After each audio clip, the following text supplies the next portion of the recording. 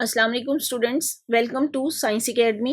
आज हम केमिस्ट्री का यूनिट नंबर 3 स्टार्ट करेंगे जो कि है केमिकल बॉन्डिंग। सबसे पहले तो देखिए केमिकल बॉन्डिंग क्या होता है। केमिकल बॉन्डिंग का मतलब है एसोसिएशन ऑफ एटम्स और ion to form molecule. Means जब एटम्स या आयन एक दूसरे के साथ एसोसिएशन बनाते हैं, अपना रिलेशन बनाते हैं, अपने स्ट्रक्चर को कंप्लीट करने के लिए, कोई कंपाउंड बनाने के लिए या मॉलिक्यूल बनाने के लिए, तो इस रिलेशन को हम बोलते हैं केमिकल बॉन्डिंग। अब चैप्टर केमिकल बॉन्डिंग, तो इसमें हम देखेंगे कि किस तरीके से कोई एटम या कोई आयन किसी दूसरे एटम या आयन के साथ इंटरलिंक करता है, अपना रिलेशन बनाता है और किस तरीके से स्टेबल होता है। इस चैप्टर में हम पढ़ेंगे कि किस तरीके से एलिमेंट नोबल गैस की कॉन्फ़िगरेशन अटेन करते हैं, स्टेबल कॉन्फ़िगरेशन कैसे लेते हैं, आयनिक बॉन्ड क्या है, कोवलेंट बॉन्ड क्या है, ये किस तरीके से बनते हैं, कोऑर्डिनेट कोवलेंट बॉन्ड क्या है। फिर इसमें हम एक और टाइप ऑफ बॉन्ड डिस्कस करेंगे जो कि है मेटालिक बॉन्ड, जो आपने इससे पहले नहीं पढ़ा। कोवलेंट बॉन्ड, आयनिक बॉन्ड, ये आप अपनी प्रीवियस क्लासेस में थोड़ा थोड़ा इसका इंट्रोडक्शन पढ़ चुके हैं, लेकिन इस चैप्टर में हमने डिटेल के साथ पढ़ना है। इसी तरीके से हम इसमें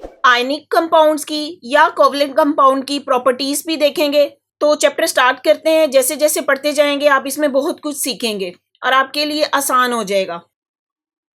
जी, आते हैं अपने टॉपिक की तरफ। टॉपिक क्या है? Why do atom form chemical bond. अब यहाँ पे आपको टॉपिक क्वेश्चन की फॉर्म में पूछा गया है कि क्यों एटम केमिकल बॉन्ड बनाते हैं, क्या रीजन है कि एटम केमिकल बॉन्ड बनाते हैं। उसकी रीजन कि कोई भी एटम अपनी स्टेबल कॉन्फ़िगरेशन को अटेन करने के लिए केमिकल बॉन्ड बनाता है। हमने पीरियोडिक टेबल पढ़ा। पीरियोडिक टेबल में एलिमेंट्स की बात की गई, कुछ एल्कली मेटल, कुछ अल्कलाइन मेटल्स, और फिर नोबल गैसेस की बात की। पीरियोडिक टेबल में हमने देखा था कि जो फर्स्ट ग्रुप के मेंबर हैं उनके आउटर मोस्ट शेल में 1 इलेक्ट्रॉन है। इसी तरह सेकंड ग्रुप के मेंबर्स, उसके आउटर मोस्ट शेल में 2 इलेक्ट्रॉन्स हैं। इसी तरह जैसे जैसे हम पीरियोडिक टेबल में आगे की तरफ फॉरवर्ड करते जाएं तो हर ग्रुप के एलिमेंट में आउटर मोस्ट इलेक्ट्रॉन की तादाद डिफरेंट है। लेकिन नोबल गैसेस में आए तो उनके आउटर मोस्ट शेल में 8 इलेक्ट्रॉन है। 8 इलेक्ट्रॉन का मतलब है कि उनका आउटर शेल कंप्लीट है। यही वजह है कि हम कहते हैं कि नोबल गैसेस की कॉन्फ़िगरेशन कंप्लीट है, वो स्टेबल हैं। तो बाकी एलिमेंट भी अपनी कॉन्फ़िगरेशन को स्टेबल करना चाहते हैं। वो चाहते हैं कि जिस तरह से नोबल गैस स्टेबल हैं, हम भी स्टेबल हो जाएं।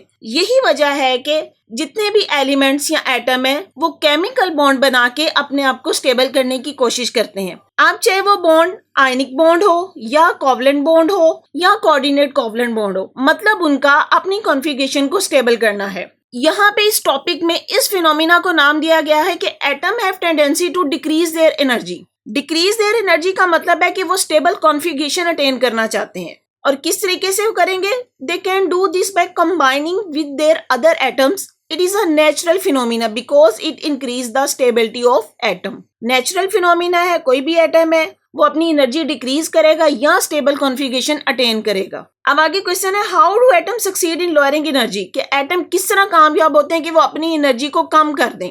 तो केमिस्ट ने इस पे काम करना शुरू किया और उन्होंने इस बात के बारे में सोचा कि ये क्यों होता है। तो वो फाइनली इस नतीजे पे पहुंचे कि जितने भी एटम हैं वो नोबल गैसेस की कॉन्फ़िगरेशन अटेन करना चाहते हैं। अब यहाँ पे देखें, ये noble gases helium, neon, argon, krypton and xenon बताए गए हैं।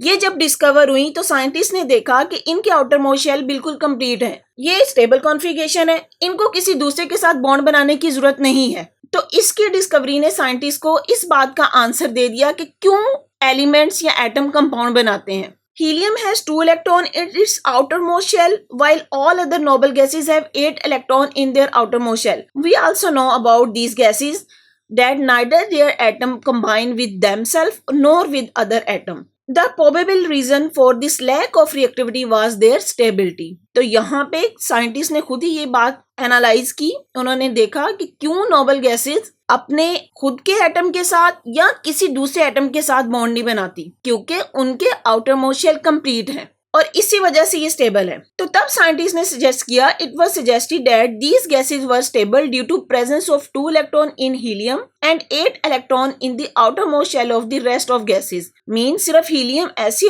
गैस है जिसके आउटर मोस्ट शेल में 2 इलेक्ट्रॉन है, बाकी सबके आउटर मोस्ट शेल में 8 इलेक्ट्रॉन्स है। This gave rise to a principle that having two electron for hydrogen and helium which have only the first shell. अब यहाँ पे रीजन भी बता दी गई है कि हाइड्रोजन और हीलियम उनके आउटर मोस्ट शेल में सिर्फ 2 इलेक्ट्रॉन आते हैं और इसकी रीजन क्या है, क्योंकि फर्स्ट शेल में ज्यादा से ज्यादा या मैक्सिमम 2 इलेक्ट्रॉन आ सकते हैं और 8 electron in the outer most shell mean stability and hence unreactivity as well. This principle was named as duplet or octet rule. अब उन्होंने कहा कि हाइड्रोजन और हीलियम अगर स्टेबल गैस कॉन्फ़िगरेशन अटेन करना चाहती हैं, क्योंकि हीलियम की तो पहले है, लेकिन अगर हाइड्रोजन भी अटेन करना चाहती है, उसके आउटर मोस्ट शेल जो कि फर्स्ट शेल है और जिसमें मैक्सिमम 2 इलेक्ट्रॉन ही आ सकते हैं, तो इसको उन्होंने नाम दिया डुप्लेट रूल. डुप्लेट का मतलब होता है 2.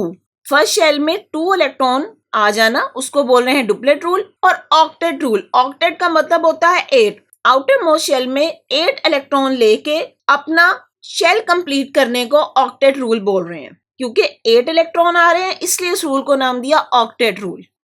The discovery of duplet or octet rule was followed by another similar suggestion that atom form bond because they would like to lower their energy by completing their duplet or octet. तो इसका मतलब हुआ कि duplet और octet rule आया तो scientist को भी ये क्लियर हो गया, ये बात क्लैरिफाई हो गई कि कोई भी एटम अपना duplet और octet rule कंप्लीट करके अपनी एनर्जी को लॉ करता है. अब एग्जाम्पल जैसे दी गई है, for example for sodium atom it is easy to lose 1 electron and stabilise itself than to gain 7 electron while completing its octet. अगर हम सोडियम का स्ट्रक्चर देखें तो सोडियम के आउटर मोस्ट शेल में 1 इलेक्ट्रॉन होता है. अब उस सोडियम के लिए 7 इलेक्ट्रॉन लेना मुश्किल है, कोई भी उसे 7 इलेक्ट्रॉन नहीं देगा, लेकिन अगर वो अपने आउटर मोस्ट 1 इलेक्ट्रॉन को किसी और को दे दे तो उसका डुप्लेट रूल कंप्लीट हो जाता है. इसके लिए देखें सोडियम का स्ट्रक्चर बना के, अब यहाँ पे देखें ये सोडियम के स्ट्रक्चर, ये उसका पहला शेल है. पहले शेल में यहाँ पे 2 इलेक्ट्रॉन होंगे, सेकेंड शेल में 8 इलेक्ट्रॉन और इसके थर्ड शेल में सिर्फ 1 इलेक्ट्रॉन है. तो इसका मतलब हुआ सोडियम के पास टोटल 11 इलेक्ट्रॉन है. अब यहाँ पे इसका ये आउटर मोस्ट शेल है, इस आउटर मोस्ट शेल को कंप्लीट करने के लिए इसको 8 इलेक्ट्रॉन चाहिए, लेकिन 1 इलेक्ट्रॉन इसके पास है, कोई भी इसको अपने 7 इलेक्ट्रॉन नहीं देगा. लेकिन अगर ये अपने इस इलेक्ट्रॉन को रिमूव कर दे, किसी और को दे दे, जब इलेक्ट्रॉन चला गया तो यहाँ पे ये शेल खत्म हो जाएगा, तो तब ये वाला शेल इसका आउटर मोस्ट शेल बन जाएगा और इस आउटर मोस्ट शेल में ऑलरेडी 8 इलेक्ट्रॉन है. तो इसका मतलब हुआ कि इसने स्टेबल गैस कॉन्फ़िगरेशन अटेन कर ली. इसी तरह यहाँ पे हाइड्रोजन की एग्जांपल दी गई है. In the same way it is energetically favourable for hydrogen atom to lose 1 electron to become proton. अगर हाइड्रोजन का स्ट्रक्चर देखें तो हाइड्रोजन के शेल में 1 इलेक्ट्रॉन होता है. अब हाइड्रोजन के आउटर मोस्ट शेल में 1 इलेक्ट्रॉन है. अगर ये अपना 1 इलेक्ट्रॉन किसी को दे दे तो इसको जरूरत ही नहीं है कि कोई और लेने की. या तो हाइड्रोजन के पास 2 पॉसिबिलिटीज है, या तो ये इलेक्ट्रॉन किसी को दे दे और या किसी से 1 इलेक्ट्रॉन ले ले. और ये फर्स्ट शेल है, फर्स्ट शेल में 2 ही इलेक्ट्रॉन आ सकते हैं. अगर ये अपना इलेक्ट्रॉन किसी को दे देता है तो इसके ऊपर पॉजिटिव चार्ज आएगा जिसको हम बोलते हैं प्रोटॉन, H पॉजिटिव. और अगर ये किसी दूसरे से 1 इलेक्ट्रॉन ले ले, अगर दूसरे से ये इसने इलेक्ट्रॉन लिया है तो तब इसके ऊपर नेगेटिव चार्ज आ जाएगा, तो इसको हम बोलेंगे हाइड्रोजन नेगेटिव. तो दोनों सूरतों में ये एक स्टेबल कॉन्फ़िगरेशन अटेन कर लेगा. अब यहाँ पे अल्कली और अल्कलाइन अर्थ मेटल की एग्जांपल दी गई है. अल्कली मेटल जो फर्स्ट ग्रुप एलिमेंट्स हैं जिसके आउटर मोस्ट शेल में 1 इलेक्ट्रॉन है, जैसे अभी हमने डिस्कस किया सोडियम, सोडियम के आउटर मोस्ट शेल में 1 है. इसी तरह alkaline earth metal second group element जिनके आउटर मोस्ट शेल में 2 इलेक्ट्रॉन होते हैं. Alkali and alkaline earth metal are therefore expect to be electropositive metal which will form bond with electronegative elements like oxygen and chlorine. अब यहाँ पे जो बात की गई है कि अल्कली और अल्कलाइन अर्थ मेटल ये अपना बॉन्ड बनाएंगी नॉन मेटल के साथ या इलेक्ट्रोनेगेटिव एलिमेंट के पास जिनके पास आउटर मोस्ट शेल में इलेक्ट्रॉन होते हैं, जैसे ऑक्सीजन एंड क्लोरीन. अब ऑक्सीजन के आउटर मोस्ट शेल में 6 इलेक्ट्रॉन है और क्लोरीन के आउटर मोस्ट शेल में 7 इलेक्ट्रॉन है. Although in the beginning octet rule played a significant role in the understanding the nature of a chemical bond, yet further investigate found to be less important. शुरू में octet rule एक बहुत ही significant role play किया जिससे पता चला कि किस तरीके से एलिमेंट एक दूसरे के साथ बॉन्ड बनाते हैं. अब जैसे यहाँ पे बात की गई है अल्कली मेटल उनके आउटर मोस्ट शेल में 1 इलेक्ट्रॉन है, वो अपना 1 इलेक्ट्रॉन दे देंगी और यहाँ पे क्लोरीन जैसे देखें, उसके आउटर मोस्ट शेल में 7 इलेक्ट्रॉन है, उसको 1 इलेक्ट्रॉन चाहिए, तो क्या होगा कि यहाँ पे अल्कली मेटल ने जो अपना इलेक्ट्रॉन रिलीज किया, क्लोरीन उसको ले ले, इसके पास 8 इलेक्ट्रॉन हो गया और उसका इलेक्ट्रॉन निकालने से वो भी स्टेबल हो गया और क्लोरीन भी स्टेबल हो गया। इसी तरह अगर अल्कलाइन अर्थ मेटल की बात करें, अल्कलाइन अर्थ मेटल इनके आउटर मोस्ट शेल में 2 इलेक्ट्रॉन्स होते हैं। यहाँ पे ऑक्सीजन देखें, ऑक्सीजन के आउटर मोस्ट शेल में 6 इलेक्ट्रॉन है, उसको 2 चाहिए, तो क्या करेगा, ये वाले अपने 2 इलेक्ट्रॉन रिलीज कर देगा और ये ऑक्सीजन उसको एक्सेप्ट कर लेगा। इसके रिलीज करने से इसकी स्टेबल कॉन्फ़िगरेशन आ जाएगी, जबकि ऑक्सीजन को 2 मिल जाएंगे, उसके पास 8 हो जाएंगे, तो ये भी स्टेबल कॉन्फ़िगरेशन अटेन कर लेगा। जी आते हैं केमिकल बॉन्ड की तरफ। A chemical bond is a force of attraction between atoms which hold them together in the form of molecule or a compound। तो केमिकल बॉन्ड क्या है, it is a force of attraction, ऐसी force of attraction जो 2 atom को एक दूसरे के करीब लेके आती है और इनको जोड़े रखती है, जिसकी वजह से मॉलिक्यूल या कंपाउंड बनता है।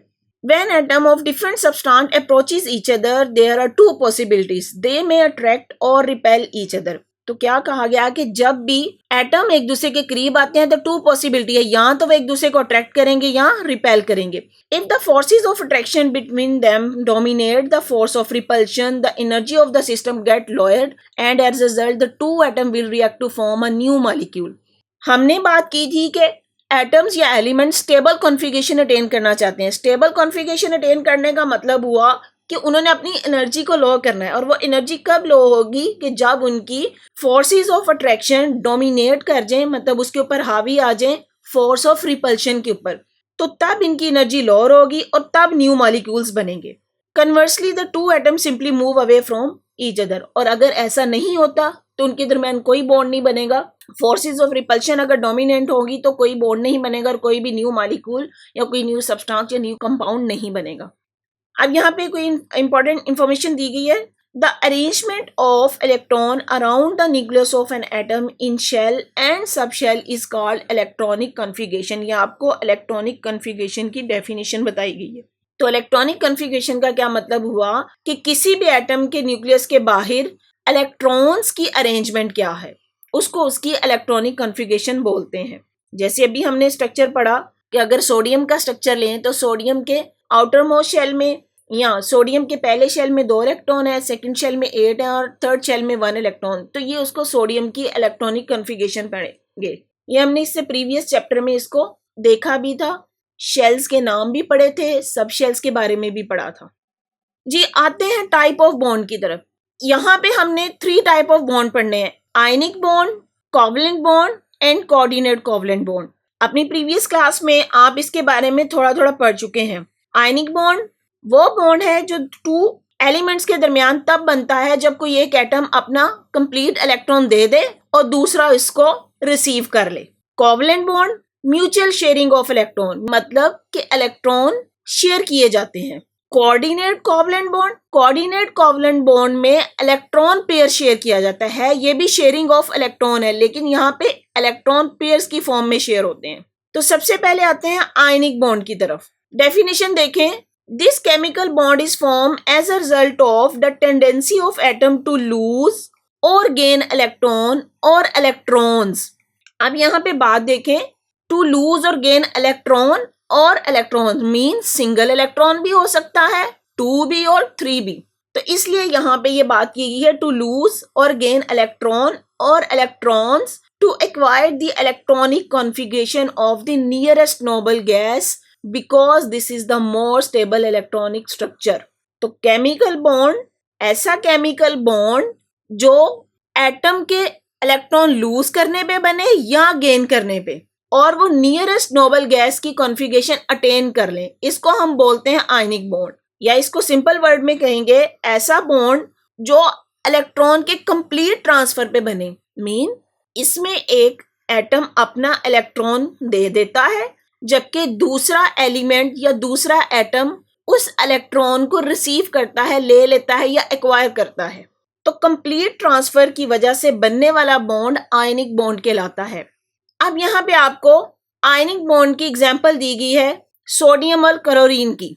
देखें सोडियम Na11, Na11 इसका मतलब है कि इसका एटॉमिक नंबर 11 है, इसके पास 11 ही प्रोटॉन्स हैं और 11 ही इलेक्ट्रॉन है। 11 इलेक्ट्रॉन है तो पहले शेल में हमें पता है मैक्सिमम 2 इलेक्ट्रॉन आ सकते हैं, सेकंड शेल में 8 इलेक्ट्रॉन्स और थर्ड शेल में 1। इसके अगेंस्ट क्लोरीन देखें, 17 इलेक्ट्रॉन्स, पहले शेल में 2 इलेक्ट्रॉन, सेकंड शेल में 8 इलेक्ट्रॉन और थर्ड शेल में 7 इलेक्ट्रॉन। यहां पे क्लोरीन को 1 इलेक्ट्रॉन अगर मिल जाए तो उसका थर्ड शेल कंप्लीट हो जाएगा, उसके पास 8 इलेक्ट्रॉन आ जाएंगे। इसी तरह सोडियम के पास 1 इलेक्ट्रॉन है, कोई भी इसको अपने 7 इलेक्ट्रॉन नहीं देगा, तो सोडियम क्या करेगा, अपने उस इलेक्ट्रॉन को रिलीज कर देगा, अपने आप में से निकाल देगा। जब उसके थर्ड शेल में से ये इलेक्ट्रॉन रिमूव हो जाएगा तो वो स्टेबल कॉन्फ़िगरेशन अटेन कर लेगा, क्योंकि जब इसमें से एक इलेक्ट्रॉन ही निकल गया तो तब सेकंड शेल उसका आउटर मोस्ट शेल बन जाएगा, तो और उसका आउटर मोस्ट शेल में 8 इलेक्ट्रॉन है। और क्लोरीन क्या करेगा, इस 1 इलेक्ट्रॉन को खुद ले लेगा और उसका यहाँ पे ये शेल कंप्लीट हो जाएगा। तो इस तरह सोडियम और क्लोरीन के दरमियान बनने वाले बॉन्ड को हम बोलेंगे आयनिक बॉन्ड। अब यहाँ पे देखें, सोडियम ने क्या किया, 1 इलेक्ट्रॉन दे दिया तो सोडियम के ऊपर पॉजिटिव चार्ज आ गया। ये वाला इलेक्ट्रॉन क्लोरीन ने रिसीव कर लिया, क्योंकि क्लोरीन ने 1 इलेक्ट्रॉन रिसीव किया है तो इसके ऊपर नेगेटिव चार्ज आ जाएगा। तो सोडियम और क्लोरीन के मिलने से बनने वाला compound ionic compound sodium chloride बन जाएगा। यहाँ पे इसका डॉट एंड क्रॉस मॉडल भी दिया गया है। सोडियम क्या, उसने अपना 1 इलेक्ट्रॉन दे दिया और यहाँ पे क्लोरीन जिसके शेल में 7 इलेक्ट्रॉन थे, यहाँ पे उसको 1 इलेक्ट्रॉन चाहिए था, ये वाला इलेक्ट्रॉन इधर आ गया तो क्लोराइड आयन के पास उसकी कॉन्फ़िगरेशन स्टेबल हो गई। तो इस तरह सोडियम और क्लोराइड आयन के दरमियान बनने वाला बॉन्ड आयनिक बॉन्ड होगा। Similarly sodium also react with fluorine and bromine to give sodium fluoride and sodium bromide respectively. तो ये जरूरी नहीं है कि सोडियम ने सिर्फ क्लोरीन के साथ मिलना है, सोडियम दूसरी नॉन मेटल जैसा कि फ्लोरीन और ब्रोमीन के साथ भी रिएक्ट करता है। तो उस तरह बनने वाला कंपाउंड क्या बनेगा, सोडियम ब्रोमाइड या sodium fluoride. It should be noted here that an electron or electrons which take part in a chemical reaction come only from the outermost shell of the atom। तो बात याद रखने की है कि जब आयनिक बॉन्ड बनता है और कोई भी एटम अपना इलेक्ट्रॉन देता है तो वो आउटर मोस्ट शेल में से देता है, ये नहीं होगा कि वो अपने इनर शेल में से कोई इलेक्ट्रॉन दे दे, नो। तो आउटर मोस्ट शेल इलेक्ट्रॉन इसमें पार्टिसिपेट करते हैं। Sodium chloride form as a result of the chemical reaction mention on the previous page contains the positively charge sodium ion and the negatively charge chloride ion. अब यहाँ पे जो बात है याद रखने की कि अगर सोडियम अपना 1 इलेक्ट्रॉन दे देता है तो उसके ऊपर पॉजिटिव चार्ज क्यों आता है। देखें, हमने बात की थी कि सोडियम में इक्वल नंबर ऑफ इलेक्ट्रॉन और इक्वल नंबर ऑफ प्रोटॉन है, तो उनका चार्ज एक दूसरे को न्यूट्रल कर देता है। लेकिन जब सोडियम अपना 1 इलेक्ट्रॉन दे देगा तो प्रोटॉन तो उतने 11 के 11 रहे, लेकिन उसके पास इलेक्ट्रॉन की स्ट्रेंथ कम होगी, वो 10 हो गए, तो इस वजह से उसके ऊपर पॉजिटिव चार्ज आ जाएगा। और क्लोरीन के ऊपर नेगेटिव क्यों आ रहा है, क्लोरीन के पास 17 प्रोटॉन और 17 ही इलेक्ट्रॉन थे, लेकिन जब उसने 1 इलेक्ट्रॉन रिसीव कर लिया तो उसके 18 इलेक्ट्रॉन हो गए। मतलब इलेक्ट्रॉन के ऊपर क्योंकि नेगेटिव चार्ज होता है तो क्लोरीन के ऊपर 1 इलेक्ट्रॉन का चार्ज, 1 नेगेटिव चार्ज बढ़ गया। इस वजह से हम कहते हैं कि क्लोराइड आयन नेगेटिव से शो करते हैं। These oppositely charged ions are then held together by the electrostatic force of attraction. The chemical bond thus formed is called an ionic or electrovalent bond। अब यहाँ पे नाम देखें, आयनिक बॉन्ड भी कहते हैं और उसको इलेक्ट्रोवेलेंट बॉन्ड भी। आपने इस नाम से कंफ्यूज नहीं होना, बल्कि याद रखना है कि आयनिक बॉन्ड का ही दूसरा नाम इलेक्ट्रोवेलेंट बॉन्ड है। And the compound having such a bond are called ionic compounds. और ऐसे कंपाउंड को हम कहते हैं ionic compounds. Calcium and alkaline earth metal, second group के मेंबर्स, उनको अल्कलाइन अर्थ मेटल का नाम दिया गया है। Loses 2 electron to form calcium chloride. अब मैंने बात की सेकेंड ग्रुप के एलिमेंट्स, तो सेकेंड ग्रुप के एलिमेंट्स उनके आउटर मोस्ट शेल में 2 इलेक्ट्रॉन होंगे, जिसमें कैल्शियम आ जाता है, मैग्नीशियम आ जाता है। तो यहाँ पे देखें कैल्शियम आयन कैसे बनेगा कि कैल्शियम अपने 2 इलेक्ट्रॉन रिलीज करेगा। और क्लोरीन, यहाँ पे अब क्लोरीन के 2 एटम आ जाएंगे। क्लोरीन को 1 इलेक्ट्रॉन चाहिए, तो 2 एटम में से 1 इलेक्ट्रॉन एक एटम ले लेगा और दूसरा एटम लेगा। यहाँ पे देखें, ये कैल्शियम, इसके आउटर मोस्ट शेल में 2 इलेक्ट्रॉन्स है, ये क्लोरीन का 1 एटम, ये दूसरा एटम, दोनों को 1-1 इलेक्ट्रॉन चाहिए, तो क्या होगा, यहां से ये वाला इलेक्ट्रॉन इधर जाएगा और ये वाला इलेक्ट्रॉन इधर। इस तरीके से क्लोरीन के दोनों एटम्स ने स्टेबल कॉन्फ़िगरेशन अटेन कर ली और बनने वाला हमारा आयनिक कंपाउंड होगा कैल्शियम क्लोराइड CaCl2। Cl2 का मतलब है कि कैल्शियम के एक एटम के साथ क्लोरीन के 2 एटम अटैच हैं। ये आपको यहाँ पे दिखाया भी गया है। These ions then surrounded each other 3-dimensionally to form a crystal lattice। तो सोडियम क्लोराइड हो या कैल्शियम क्लोराइड हो, ये क्रिस्टलाइन सॉलिड है, तो इसको हम बोलते हैं ये क्रिस्टल लैटिस बनाते हैं। 3-डायमेंशनल स्ट्रक्चर होता है। Example of ionic compounds are potassium chloride, magnesium fluoride, sodium fluoride, potassium bromide and calcium fluoride. तो यहाँ पे याद रखने की बात कि आपने इनके नाम याद रखने हैं। आपसे क्वेश्चन में एग्जाम्पल्स पूछी जा सकती हैं कि आयनिक कंपाउंड्स की एग्जाम्पल्स दें। तो सोडियम क्लोराइड के अलावा calcium chloride, potassium chloride, magnesium fluoride, ये सब आपने नाम याद रखने हैं। जी, मिनी एक्सरसाइज की तरफ आते हैं। What type of elements form ionic bond. अब यहाँ पे आपसे पूछा गया है कि कौन से एलिमेंट आयनिक बॉन्ड बनाते हैं। हमने आयनिक बॉन्ड्स की एग्जाम्पल पढ़ी कि उसमें सोडियम क्लोराइड के दरमियान आयनिक बॉन्ड बनता है। तो सोडियम एक मेटल है जबकि क्लोरीन एक नॉन मेटल है। तो इसका मतलब हुआ कि ionic bond is formed between metals and non metals. जी, नेक्स्ट क्वेश्चन है, what are the condition for an ionic bond to form. Ionic bond बनने के लिए कौन सी कंडीशन होनी चाहिए। आयनिक बॉन्ड बनने के लिए एक एलिमेंट या एक एटम हमारा इलेक्ट्रोपॉजिटिव होना चाहिए और दूसरा हमारा इलेक्ट्रोनेगेटिव होना चाहिए। तो इसका आंसर होगा one atom should be electropositive and other should be electronegative. अब यहाँ पे क्रिस्टल लैटिस का स्ट्रक्चर आपको दिखाया गया है। Figures of the crystal lattice of the sodium chloride and calcium chloride. क्यों क्रिस्टल लैटिस बोला गया है, क्योंकि 3-डायमेंशनल क्रिस्टल शेप स्ट्रक्चर है, इसलिए इसको हम क्रिस्टल लैटिस बोलते हैं। यहाँ पे देखिए सोडियम क्लोराइड का क्रिस्टल्स, ये सोडियम आयन जिसको 6 क्लोराइड आयन ने ऑक्यूपाई किया हुआ है। इसी तरह यहाँ पे crystal lattice of calcium chloride देखें, ये कैल्शियम आयन, इनको सराउंड किया हुआ है क्लोराइड आयन ने। तो ये क्रिस्टल लैटिस स्ट्रक्चर है। An ionic bond is therefore a bond which is formed by the complete transfer of electron or electrons from one atom to another atom। तो last में यहाँ पे आपको आयनिक बॉन्ड की दोबारा से डेफिनेशन दी गई है क्या, कि ionic bond is form by the complete transfers of electron or electrons from one atom to another atom। तो यहाँ पे आपने इस डेफिनेशन को याद भी रखना है। जी स्टूडेंट्स, आते हैं कोवलेंट बॉन्ड की तरफ। इससे पहले हमने आयनिक बॉन्ड की बात की थी जो कि कंप्लीट ट्रांसफर ऑफ इलेक्ट्रॉन या इलेक्ट्रॉन्स है, जबकि कोवलेंट बॉन्ड बनता है शेयरिंग से, mutual sharing of electrons between 2 atom. ये पहले भी बात हो चुकी है कि क्यों एटम बॉन्ड बनाते हैं, क्योंकि वो स्टेबल कॉन्फ़िगरेशन अटेन करना चाहते हैं या अपनी एनर्जी लोअर करना चाहते हैं। आयनिक बॉन्ड के केस में हमने पढ़ा था कि atom lower their energy by transfer of electron and thus require the electronic configuration of the nearest noble gas. However, it is not the only way by which atom can lower their energy. Some atom decrease their energy by mutual sharing their electron. This can be explained as follows. Means stable electronic configuration attain करने का सिर्फ एक तरीका नहीं है, बल्कि electron share भी किए जा सकते हैं, mutual sharing of electron. When two atoms approach each other in order to form a bond, they undergo important changes in their energy। जब भी दो एटम एक दूसरे के करीब आते हैं बॉन्ड बनाने के लिए, तो उनके दरमियान एनर्जी चेंजेस होती हैं। The electron belonging to one atom will come under the attractive influence of the nucleus of the other atom. This is the new force of attraction and will be responsible for lowering the energy। जब दो atom एक दूसरे के करीब आते हैं तो उसमें से कोई एक एटम दूसरे एटम के न्यूक्लियस की अट्रैक्टिव फोर्स के अंडर आ जाता है, जिसकी वजह से उसकी एनर्जी लो होती है। The electrons and the nucleus of one atom will also repel the electron and the nucleus of other atom. This is the force of repulsion and will obviously increase the energy।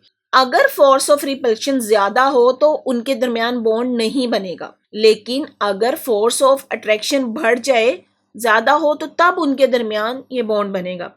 This is the force of repulsion and will obviously increase the energy.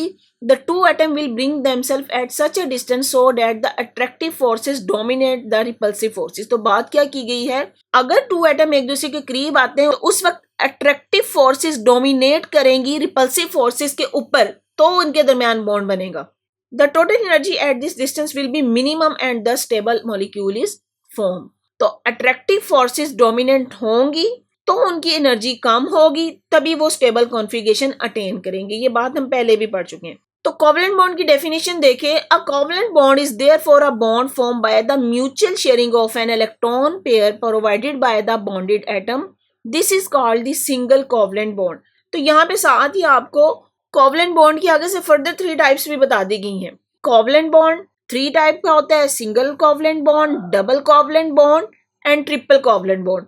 अगर तो एक electron share करने से bond बन रहा है तो उसको हम बोलते हैं single covalent bond. In some compound the atom share 2 electrons each to form double covalent bond. तो डबल कोवलेंट बॉन्ड में 2 इलेक्ट्रॉन शेयर किए जाते हैं। In the same way atom can share 3 electron each to form a triple covalent bond. तो कुछ atom ऐसे भी हैं जो 3 इलेक्ट्रॉन शेयर करते हैं, तो उनके दरमियान बनने वाला covalent bond triple covalent bond है। Double and triple covalent bond have 2 and 3 electron pair respectively which are mutually share between the 2 atom. A single covalent bond is represented by a single line. A double covalent bond is represented by 2 lines, while a triple covalent bond is represented by 3 lines. जैसे देखें, अगर यहाँ पे example देखें, single covalent bond hydrogen के दरमियान यहाँ पे H2 है, तो दोनों हाइड्रोजन के दरमियान बनने वाला जो बॉन्ड ये सिंगल कोवलेंट बॉन्ड की एग्जाम्पल है। इसी तरह ऑक्सीजन के दरमियान देखें O2, तो यहाँ पे ऑक्सीजन के दरमियान डबल कोवलेंट बॉन्ड बनता है। ये नाइट्रोजन का देखें N2, तो नाइट्रोजन का बनने वाला बॉन्ड ट्रिपल कोवलेंट बॉन्ड है ये। तो सिंगल कोवलेंट बॉन्ड को सिंगल लाइन से, डबल को डबल लाइन से और ट्रिपल को ट्रिपल लाइन से शो किया गया है। तो यहाँ पे ये single, double and triple covalent bond की एग्जांपल दी गई है। अब एक्सरसाइज में कुछ क्वेश्चन पूछे गए हैं। What type of elements form covalent bond? कौन से एलिमेंट्स हैं जो कोवलेंट बॉन्ड बनाते हैं? तो इसमें मोस्टली नॉन मेटल्स हैं जो कोवलेंट बॉन्ड बनाती हैं। तो आंसर में आएगा नॉन मेटल्स। एग्जाम्पल देख लें, जैसे कार्बन हो गया, ऑक्सीजन है, नाइट्रोजन है, ये सब कोवलेंट बॉन्ड बनाते हैं। नेक्स्ट क्वेश्चन है, how covalent bond is different from N ionic bond? किस तरीके से कोवलेंट बॉन्ड डिफरेंट होता है आयनिक बॉन्ड? हमें पता है कि कोवलेंट बॉन्ड म्यूचुअल शेयरिंग से बनता है, जबकि ionic bond complete transfer of electron. तो यहाँ पे आप इसका आंसर देंगे कि covalent bond by mutual sharing of electrons. तो covalent bond by the mutual sharing of electron, जबकि ionic bond by the complete transfer of electrons. अब यहाँ पे आपको एग्जांपल्स दी गई हैं सिंगल कोवलेंट बॉन्ड की। जैसे हाइड्रोजन के दरमियान देखें, एक हाइड्रोजन, उसके भी आउटर शेल में एक इलेक्ट्रॉन, दूसरा एटम, उसके पास भी एक इलेक्ट्रॉन, दोनों ने म्यूचुअल शेयरिंग की, तो इनके दरमियान बनने वाला बॉन्ड सिंगल कोवलेंट बॉन्ड। इसी तरह क्लोरीन के दरमियान देखें, क्लोरीन के आउटर मोस्ट शेल में 7 इलेक्ट्रॉन, यहाँ पे भी 7 इलेक्ट्रॉन, ये दोनों क्या करेंगे, अपने इलेक्ट्रॉन को शेयर कर लेंगे। तो इस तरह बनने वाला covalent bond single covalent bond होगा। जब ये शेयर करेंगे तो ये इलेक्ट्रॉन पेयर जो है दोनों के दरमियान शेयर होगा। इसका भी अपना ऑक्टेट कंप्लीट हो गया और इसका भी ऑक्टेट कंप्लीट हो गया। तो क्लोरीन के दरमियान बनने वाला बॉन्ड भी सिंगल कोवलेंट बॉन्ड। जी नेक्स्ट एग्जांपल देखें ऑक्सीजन की। ऑक्सीजन के आउटर मोस्ट शेल में 6 इलेक्ट्रॉन, इसी तरह इस एटम के पास 6 इलेक्ट्रॉन, 2 ही इसको चाहिए, 2 ही इसको चाहिए। क्या करेंगे, दोनों अपने 2-2 इलेक्ट्रॉन को शेयर कर लेंगे। तो इस तरह ये बनने वाला बॉन्ड डबल कोवलेंट बॉन्ड हो जाएगा। सिमिलरली नाइट्रोजन के पास आउटर शेल में 5 इलेक्ट्रॉन, इस एटम के पास भी 5 इलेक्ट्रॉन, तो ये नाइट्रोजन एटम अपने 3 इलेक्ट्रॉन इसके साथ शेयर करेगा।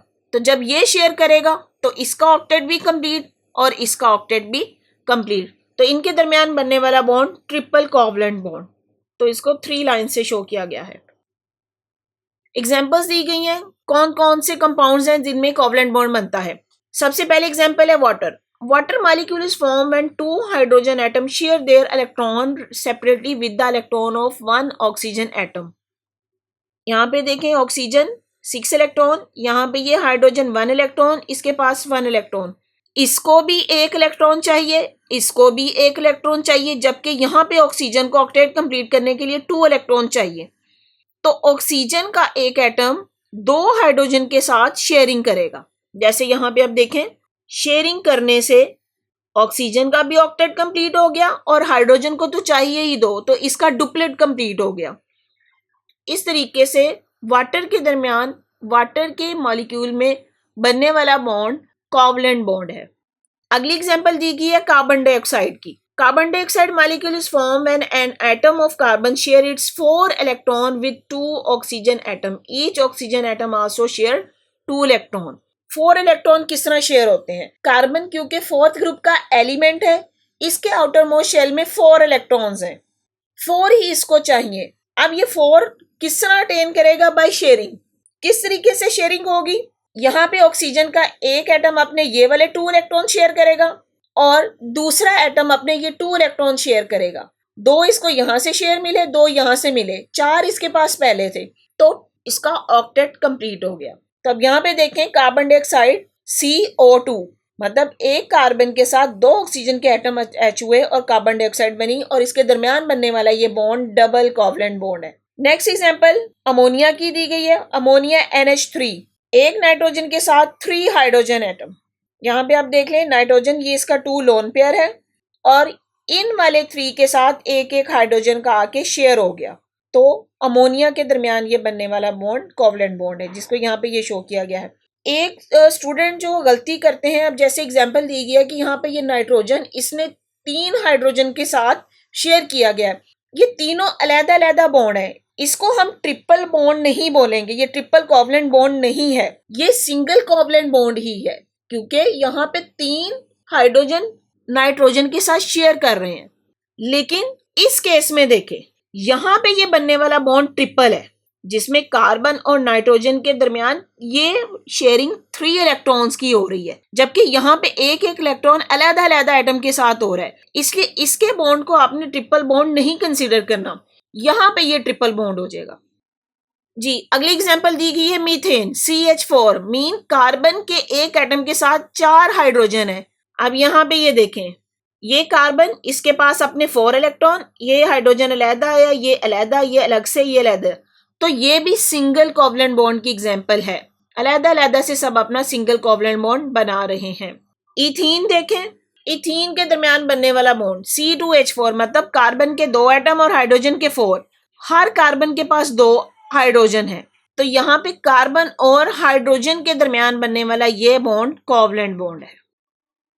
जी नेक्स्ट एग्जांपल दी गई है मेथानॉल की। मेथानॉल CH3OH, इसका फार्मूला CH3OH, मतलब कार्बन के पास 3 हाइड्रोजन एटम और 1 ऑक्सीजन इसके साथ, और इस ऑक्सीजन के साथ आगे से फिर हाइड्रोजन अटैच है, तो यहाँ पे ये बनने वाला बॉन्ड, यहाँ पे देखें ये शेयरिंग से बन रहा है, ये वाला बॉन्ड ये कोवलेंट बॉन्ड है। इसी तरह ऑक्सीजन और हाइड्रोजन के दरमियान बनने वाला ये बॉन्ड, ये भी कोवलेंट बॉन्ड है, और यहाँ पे ये सारे बनने वाले बॉन्ड भी कोवलेंट बॉन्ड है।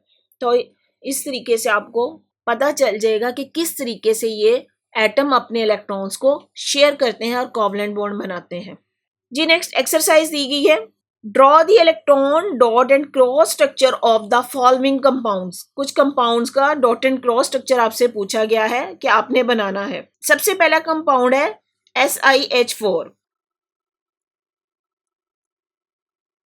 सिलिकॉन फोर्थ ग्रुप का मेंबर है। सिलिकॉन के आउटर मोस्ट शेल में 4 इलेक्ट्रॉन होते हैं और यहाँ पे ये इसके साथ 4 हाइड्रोजन आके शेयर करेंगे, तो इस तरीके से इनके दरमियान ये बनने वाला बॉन्ड कोवलेंट बॉन्ड हो गया। जी नेक्स्ट एग्जांपल आपको दी गई है PCl3, फास्फोरस क्लोराइड Cl3। अब यहाँ पे फास्फोरस, इसके आउटर मोस्ट शेल में 5 इलेक्ट्रॉन होंगे और 3 क्लोरीन इसके साथ आके कोवलेंट बॉन्ड बनाएंगे, तो यहाँ पे इसका डॉट एंड क्रॉस मॉडल इस तरीके से बनेगा। जी नेक्स्ट एग्जांपल दी गई है सल्फर डाइऑक्साइड की SO2। अब सल्फर के आउटर मोस्ट शेल में 6 इलेक्ट्रॉन होते हैं और ऑक्सीजन के भी हमें पता है 6 इलेक्ट्रॉन होते हैं, तो यहाँ पे इसके साथ 2 ऑक्सीजन के एटम आके अटैच होंगे और ये अपने 2 इलेक्ट्रॉन शेयर करेंगे, तो इसके दरमियान बनने वाला ये बॉन्ड डबल कोवलेंट बॉन्ड होगा। और नेक्स्ट कंपाउंड आपसे पूछा गया है सल्फर ट्राइऑक्साइड SO3, सल्फर के साथ 3 ऑक्सीजन है, तो इसका स्ट्रक्चर। जी स्टूडेंट, आपने यहाँ पे सल्फर ट्राइऑक्साइड के स्ट्रक्चर से कंफ्यूज नहीं होना, ये थोड़ा सा कम्प्लेक्स स्ट्रक्चर है, लेकिन यहाँ पे आपको क्योंकि कोवलेंट कंपाउंड की फॉर्म में पूछा गया था और डॉट एंड क्रॉस पूछा गया था, तो आपने इसको इसी तरीके से शो करना है। जी स्टूडेंट्स, नेक्स्ट आते हैं हम polar and non polar covalent bond. अब पोलर क्या है एंड नॉन पोलर क्या है? पोलर मीन जहाँ पे पोल क्रिएट हो जाए, जहाँ पे कोई इलेक्ट्रोनेगेटिविटी का डिफरेंस आ जाए, और नॉन पोलर जहाँ पे कोई भी पोल क्रिएट ना हो, उनका इलेक्ट्रोनेगेटिविटी का डिफरेंस कुछ भी ना हो। When a covalent bond is formed between 2 identical atoms, the shear pair of electron lies at the middle of the two bonded atom. This gives rise to a pure covalent bond which is essentially non-polar in character. Non-polar in character mean ऐसा bond जो to atom के दरमियान बने जो same हो, identical हो, जिनके दरमियान इलेक्ट्रोनेगेटिविटी का डिफरेंस ना हो, तो वो नॉन पोलर इन करेक्टर होगा. For example covalent bond in hydrogen and chlorine molecules are non polar in nature. Hydrogen से मुराद यहाँ पे देखें हाइड्रोजन के दरमियान बनने वाला ये बॉन्ड. इसी तरह क्लोरीन Cl2, क्लोरीन का एक एटम दूसरे के साथ जो बॉन्ड बना रहा है ये. अब ये दोनों एटम सेम है तो सेम एटम के दरमियान बनने वाला bond covalent bond non polar होगा. इसी तरह chlorine non polar covalent bond. Contrary to this, when a covalent bond is formed between two non-identical atoms, the shear pair of electrons bend toward the atom which has the more electronegativity. इसके against अगर covalent bond two non-identical atoms के दरमियान बने तो जो shear electrons हैं वो किसी एक की तरफ ज्यादा जाएंगे. और किसकी तरफ ज्यादा जाएंगे? जिसकी electronegativity ज्यादा होगी. As a result, a partial negative charge is created on the more electronegative atom and an equal partial positive charge is created on the less electronegative atom. तो जिस एटम के पास इलेक्ट्रोनेगेटिविटी ज्यादा है उसके ऊपर पार्शियल नेगेटिव चार्ज आ जाएगा और दूसरे के ऊपर पार्शियल पॉजिटिव चार्ज. इस तरह से बनने वाले कोवलेंट बॉन्ड को हम बोलेंगे polar covalent bond. A polar covalent bond is दस formed. For example, in HCl molecule, the shear pair of electron bend toward the more electronegative chlorine atom. अब यहाँ पे आपको बता दिया गया है कि क्लोरीन है उसकी इलेक्ट्रोनेगेटिविटी ज्यादा होती है हाइड्रोजन की निस्बत, तो share pair of electron chlorine की तरफ ज्यादा अट्रैक्ट होगा, creating a partial negative charge on it. The covalent bond present in HCl molecule is दस अ पोलर कोवलेंट बॉन्ड. तो हाइड्रोजन क्लोराइड के दरमियान बनने वाला बॉन्ड पोलर कोवलेंट बॉन्ड है. क्यों? क्योंकि क्लोरीन की इलेक्ट्रोनेगेटिविटी थोड़ी ज्यादा होती है हाइड्रोजन की निस्बत. इलेक्ट्रोनेगेटिविटी ज्यादा होने की वजह से इसके ऊपर पार्शियल नेगेटिव चार्ज आएगा जबकि हाइड्रोजन के ऊपर पार्शियल पॉजिटिव चार्ज आ जाएगा. अब यहाँ पे आपने इस चार्ज को आयनिक कंपाउंड के साथ कंपेयर नहीं करना है. वहां पे कंप्लीट ट्रांसफर ऑफ इलेक्ट्रॉन था, लेकिन यहाँ पे इलेक्ट्रोनेगेटिविटी के डिफरेंस की वजह से पार्शियल पॉजिटिव और पार्शियल नेगेटिव चार्ज आता है, लेकिन इलेक्ट्रॉन इनके दरमियान शेयर ही हो रहे हैं और ये कोवलेंट बॉन्ड होगा और इसको बोलेंगे हम polar covalent bond. Similarly, the covalent bond present in water are also polar covalent bond. अब वाटर के दरमियान बनने वाला बॉन्ड पोलर कोवलेंट बॉन्ड है. ऑक्सीजन के ऊपर पार्शियल नेगेटिव चार्ज. यहाँ पे ये जो साइन है इसको हम पार्शियल के लिए यूज करते हैं. पार्शियल का मतलब होता है जो कंप्लीट ना हो, तो पार्शियल नेगेटिव चार्ज और हाइड्रोजन के ऊपर पार्शियल पॉजिटिव. तो यहाँ पे क्वेश्चन में आपसे पूछा जा सकता है कि पोलर और नॉन पोलर कोवलेंट बॉन्ड के दरमियान क्या डिफरेंस है और उसकी एग्जाम्पल बताएं.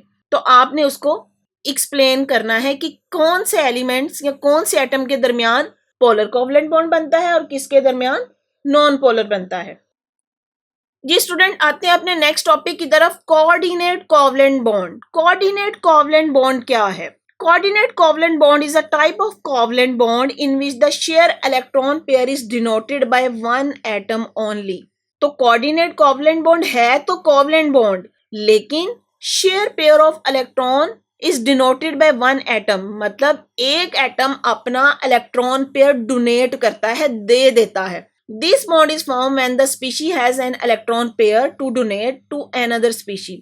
तो ये तभी बनेगा कि जब एक एटम के पास इलेक्ट्रॉन पेयर हो डोनेट करने के लिए. The species which donate the electron pair is called donor and while that accept is called acceptor. वो स्पीशीज जो इलेक्ट्रॉन पेयर को देती है डोनर कहते हैं. डोनर का मतलब देने वाला, और जो इसको एक्सेप्ट करे उसको एक्सेप्टर बोलते हैं, लेने वाला. An arrow head pointing toward the acceptor represent this type of bond. Following example will help to explain this bond. Coordinate covalent bond को ये एरो के साथ शो किया जाता है और इसका पॉइंट किस तरफ होता है? डोनर से एक्सेप्टर की तरफ. अब एग्जाम्पल यहाँ पे देखें. सबसे पहले जो हाइड्रोजोनियम आयन की एग्जाम्पल दी गई, हाइड्रोजोनियम आयन H3O. यहाँ पे इसका स्ट्रक्चर देखें. ये वाटर मॉलिक्यूल का स्ट्रक्चर है जिसमें ऑक्सीजन के साथ दो हाइड्रोजन है. यहाँ पे ये जो इसको हम बोलते हैं ये लोन पेयर है. ऑक्सीजन के पास एबिलिटी है कि वो अपना लोन पेयर डोनेट कर दे दे. यहाँ पे प्रोटॉन है, हाइड्रोजन प्लस मीन इसके पास कोई भी इलेक्ट्रॉन नहीं है. अगर हाइड्रोजन इन दोनों इलेक्ट्रॉन को ले लेता है तो इसका ये शेल कंप्लीट हो जाएगा। तो इस तरीके से बनने वाला ये बॉन्ड हम इसको बोलेंगे कोऑर्डिनेट कोवलेंट बॉन्ड। यहाँ पे देखें, ऑक्सीजन ने ये अपना लोन पेयर हाइड्रोजन को दे दिया और इसको ये इस एरो के साथ शो किया गया है, ये बात आपने याद रखनी है। और यहाँ पे कोऑर्डिनेट कोवलेंट बॉन्ड को एरो से शो किया गया है, तो ये एरो शो करेगा कि ऑक्सीजन ने अपना लोन पेयर हाइड्रोजन को दे दिया है। The positive charge cover whole of the hydrozonium ion. After the formation of hydrozonium ion, there does not remain any difference between a coordinate covalent bond and a covalent bond. All the three bonds of oxygen behave exactly alike. अब यहाँ पे ये बात की गई है, oxygen in दोनों hydrogen के साथ कोवलेंट बॉन्ड बना रहा है और इस हाइड्रोजन के साथ कोऑर्डिनेट कोवलेंट बॉन्ड, लेकिन जब ये बॉन्ड बन जाता है तो कोऑर्डिनेट कोवलेंट बॉन्ड और कोवलेंट बॉन्ड में कोई डिफरेंस नहीं रहता, ये सब एक तरह ही बिहेव करते हैं। अब यहाँ पे जो बात याद रखने वाली है, यहाँ पे देखें इस पूरे मॉलिक्यूल को ओवरऑल पॉजिटिव शो किया गया है। क्यों पॉजिटिव शो किया गया है कि इस वाटर मॉलिक्यूल के साथ आके प्रोटॉन अटैच होता है, प्रोटॉन जिसके ऊपर पहले ही पॉजिटिव चार्ज है, तो ओवरऑल हाइड्रोजोनियम के ऊपर पॉजिटिव चार्ज आ जाता है, जिसको ब्रैकेट में प्लस साइन के साथ शो किया गया है। सेकेंड एग्जाम्पल जो कोऑर्डिनेट कोवलेंट बॉन्ड की दी गई है, reaction between ammonia and boron trifluoride. A reaction between ammonia and boron trifluoride is another example of formation of coordinate covalent bond. During this reaction, an electron pair from nitrogen of ammonia fills the partially empty outer shell of boron present in boron trifluoride. अब यहाँ पे इस example को देखें, ये ammonia NH3, यहाँ पे nitrogen के पास ये लोन पेयर है, ये अपना लोन पेयर डोनेट करेगा बोरोन फ्लोराइड को BF3। यहाँ पे बोरोन, इसको 2 इलेक्ट्रॉन चाहिए अपना शेल कंप्लीट करने के लिए, तो नाइट्रोजन अपना ये पेयर इसको शेयर कर देगा, इसको डोनेट कर देगा। ये देखें यहाँ पे ये डोनेट कर रहा है नाइट्रोजन अपना लोन पेयर बोरोन को, तो इस तरीके से ये बनने वाला बॉन्ड कोऑर्डिनेट कोवलेंट बॉन्ड हो जाएगा जी। यहाँ पे देखें नाइट्रोजन अपना लोन पेयर डोनेट कर रहा है, उसके साथ शेयर कर रहा है, तो बोरोन को 2 इलेक्ट्रॉन चाहिए थे अपना ऑक्टेट कंप्लीट करने के लिए, तो जब ये अपना डोनेट कर देगा तो यहाँ पे ये इसने 3 तो पहले शेयर किए हुए हैं फ्लोराइड के साथ, इस तरीके से इसके पास 6 ये 2 यहाँ से आ गए, तो 8 इसके पास कंप्लीट हो गए। तो इस तरीके से बनने वाला ये बॉन्ड कोऑर्डिनेट कोवलेंट बॉन्ड बन जाएगा। इसी तरह अगली एग्जांपल्स दी गई हैं अमोनियम क्लोराइड की। यहाँ पे ये अमोनिया NH3 2 लोन पेयर और ये हाइड्रोजन क्लोराइड, हाइड्रोजन क्लोराइड के दरमियान ये बनने वाला बॉन्ड पोलर कोवलेंट बॉन्ड है, जिसमें हाइड्रोजन के ऊपर पार्शियल पॉजिटिव चार्ज और क्लोराइड के ऊपर पार्शियल नेगेटिव चार्ज। तो अब यहाँ पे क्या हो जाएगा, नाइट्रोजन अपना लोन पेयर इस हाइड्रोजन के साथ शेयर करेगा, क्लोराइड आयन साइड पे हो गया है, उसके ऊपर कंप्लीटली नेगेटिव चार्ज आ गया है, मीन जो ये वाला यहाँ से एक इलेक्ट्रॉन था वो क्लोरीन ने ले लिया और ओवरऑल इसके ऊपर डक्ट के ऊपर पॉजिटिव चार्ज आ रहा है।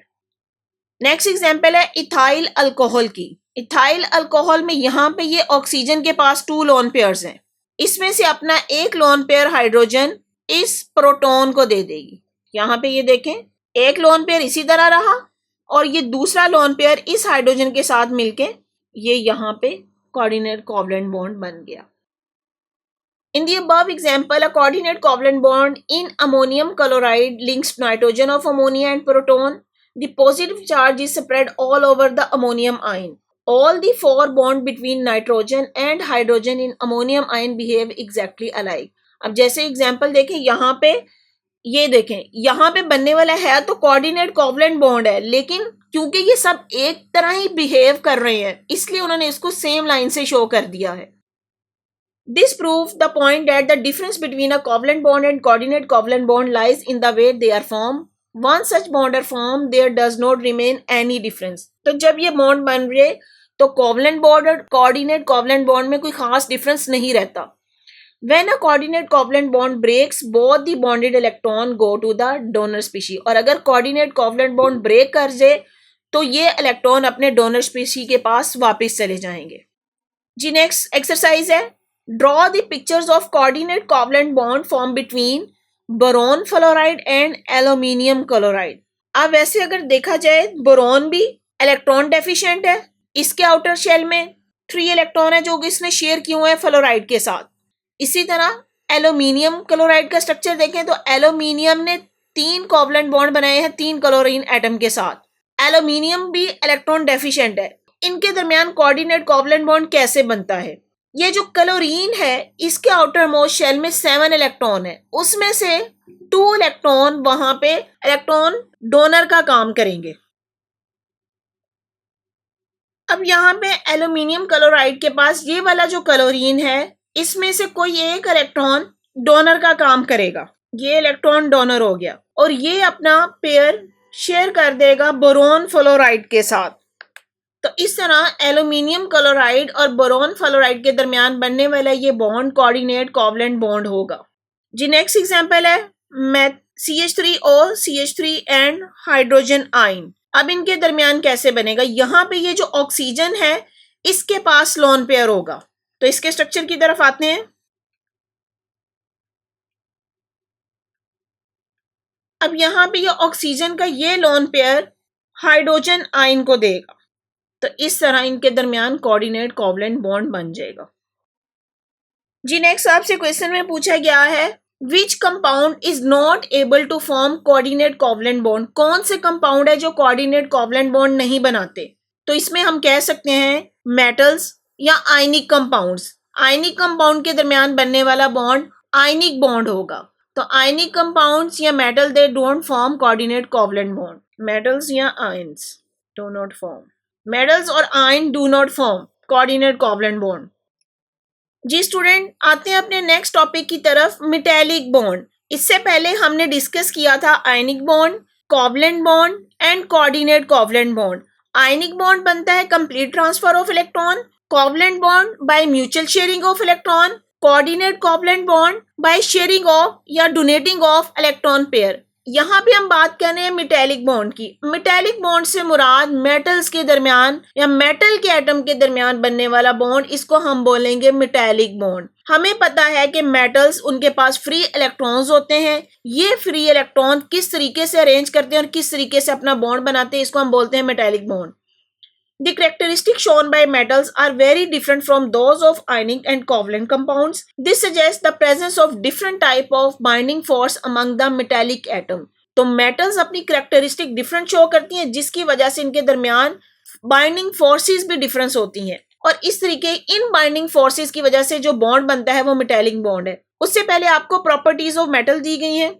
सबसे पहली प्रॉपर्टी देखें, metals usually show metallic lustre. Lustre का मतलब होता है चमक। जितनी भी मेटल्स होती हैं मोस्टली शाइनिंग या चमकदार होती हैं। तो मेटल की पहली property, they show metallic lustre या चमक। Metals usually have high melting and boiling point. Metals के मेल्टिंग और बॉइलिंग पॉइंट हाई होते हैं। Metals are good conductor of heat and electricity. Good conductor mean अपने अंदर से हीट और इलेक्ट्रिसिटी को पास करती हैं। आप देखें हमारी जितनी भी इलेक्ट्रिसिटी की वायर्स हैं वो मेटल्स की बनी होती हैं। क्यों? क्योंकि वो good conductor of heat and electricity हैं। Metals are usually hard and heavy. Metals hard होती हैं, हैवी होती हैं। Metals can be made into different shape by applying pressure. Metals को डिफरेंट शेप में कन्वर्ट किया जा सकता है। आप अपने सराउंडिंग में अपने एनालाइज कर सकते हैं कि कौन कौन सी मेटल्स हैं, उनको किस तरीके से आपने यूज किया हुआ है। तो यहाँ पे ये मेटल्स की चंद प्रॉपर्टीज दी गई हैं, शॉर्ट क्वेश्चन की फॉर्म में आपसे पूछी जा सकती हैं। These characteristics of metal can be explained if we know the nature of binding forces present between their atom. अब कोई भी मेटल ये डिफरेंट कैरेक्टरिस्टिक क्यों शो करती है, तो उसके लिए उन्होंने बताया है कि इनके दरमियान ऐसी बाइंडिंग फोर्स है जो मेटल्स को ये सब कुछ करने पे मजबूर करती है कि वो डिफरेंट प्रॉपर्टीज शो करें। Usually metals have low value of ionisation energy. अब यहाँ पे एक जो बात की गई है आयोनाइजेशन एनर्जी। आयोनाइजेशन एनर्जी क्या होती है कि कोई भी मेटल अपने आउटर मोस्ट इलेक्ट्रॉन को कितनी इजीली रिलीज कर देता है और कितनी कम एनर्जी उसको चाहिए होती है, वो उसकी आयोनाइजेशन एनर्जी है। आयोनाइज होने की पावर। आयोनाइज होने का मतलब है उसने इलेक्ट्रॉन छोड़ दिया, अपने अंदर से निकाल दिया जी। तो आयोनाइजेशन एनर्जी से मुराद the minimum amount of energy required to remove the outer most electron from the atom और metals. Their atom can therefore lose their outer electron or electron easily. In other words, the nuclei of metallic atom cannot hold their outer electron firmly. क्या मतलब हुआ कि metals के जो outer electron है वो उनको टाइटली या फर्मली नहीं रख सकते। For example in sodium metal, each sodium atom is surrounded by 8 other sodium atom. अब जहाँ पे सोडियम मेटल है तो यहाँ पे ये तो इससे ये मुराद नहीं है कि वो सोडियम का एक एटम है। कितने सोडियम के डिफरेंट एटम्स कितनी ज्यादा तादाद में मिलके एक सोडियम मेटल बना रहे हैं। तो यहाँ पे क्या बात की गई है कि each sodium atom is surrounded by 8 other sodium atoms. The outer electron of these atoms move freely between the vacant spaces present between atom because of the loose linkage they have with their nuclei. जो outermost electron है उसका अपने nucleus के साथ linkage बहुत कमजोर होता है, तो इस वजह से ये इलेक्ट्रॉन फ्री स्पेसिस में घूमते रहते हैं, फ्रीली मूव करते हैं. No electron remain attached with any particular nucleus. Instead, all electron at the same time get attached with all the nuclei. तो ये जो फ्रीली मूव इलेक्ट्रॉन है किसी एक न्यूक्लियस के साथ अटैच नहीं होते, बल्कि वहां पे फ्रीली मूव कर रहे हैं. When all the atom attract all the electron collectively, obviously they will be bound together. A metal will appear to have a sea of electron in which all the nuclei of atom are submerged. तो बात की गई है कि किसी भी metal के अंदर जो एटम्स होते हैं उस एटम के वो इलेक्ट्रॉन फ्री स्पेसिस में मूव करते हैं, वो इलेक्ट्रॉन किसी एक न्यूक्लियस के अंडर बाउंड नहीं होते, बल्कि वो वहां पे फ्री मूव करते हैं. उनको कहा गया है sea of electrons between positive ions. A metallic bond is therefore a type of chemical bond which has positively charged ion bound together by the mobile electron. तो metallic bond वो bond है जो बनता है positively charged ion they bounded together by mobile electron, और metallic bond हमेशा metals के दरमियान ही बनेगा. अब यहाँ पे इस बात को समझें, जैसे यहाँ पे सोडियम मेटल का स्ट्रक्चर है. अभी हमने कहा कि किसी भी मेटल में उसके बहुत ज्यादा एटम्स प्रेजेंट है. हर एटम के पास अपना आउटर मोस्ट इलेक्ट्रॉन है जो कि न्यूक्लियस की फोर्स के अंडर नहीं आता, या उस पे कह दें कि उस पे न्यूक्लियस अट्रैक्शन बहुत कम होती है, जिसकी वजह से इनके आउटर मोस्ट इलेक्ट्रॉन यहाँ पे फ्री स्पेसिस में फ्रीली मूव करते रहते हैं. अब यहाँ पे ये स्ट्रक्चर देखें, पॉजिटिव यहाँ पे शो करने का मतलब है ये इसका न्यूक्लियस, और इनके बाहर ये इलेक्ट्रॉन सी ऑफ इलेक्ट्रॉन ये फ्रीली मूव कर रहे हैं, ये किसी एक न्यूक्लियस के अंडर नहीं है. इन्हीं फ्रीली मूव इलेक्ट्रॉन की वजह से बनने वाले बॉन्ड को हम बोलते हैं मेटालिक बॉन्ड, और metallic bond is the characteristic of metals.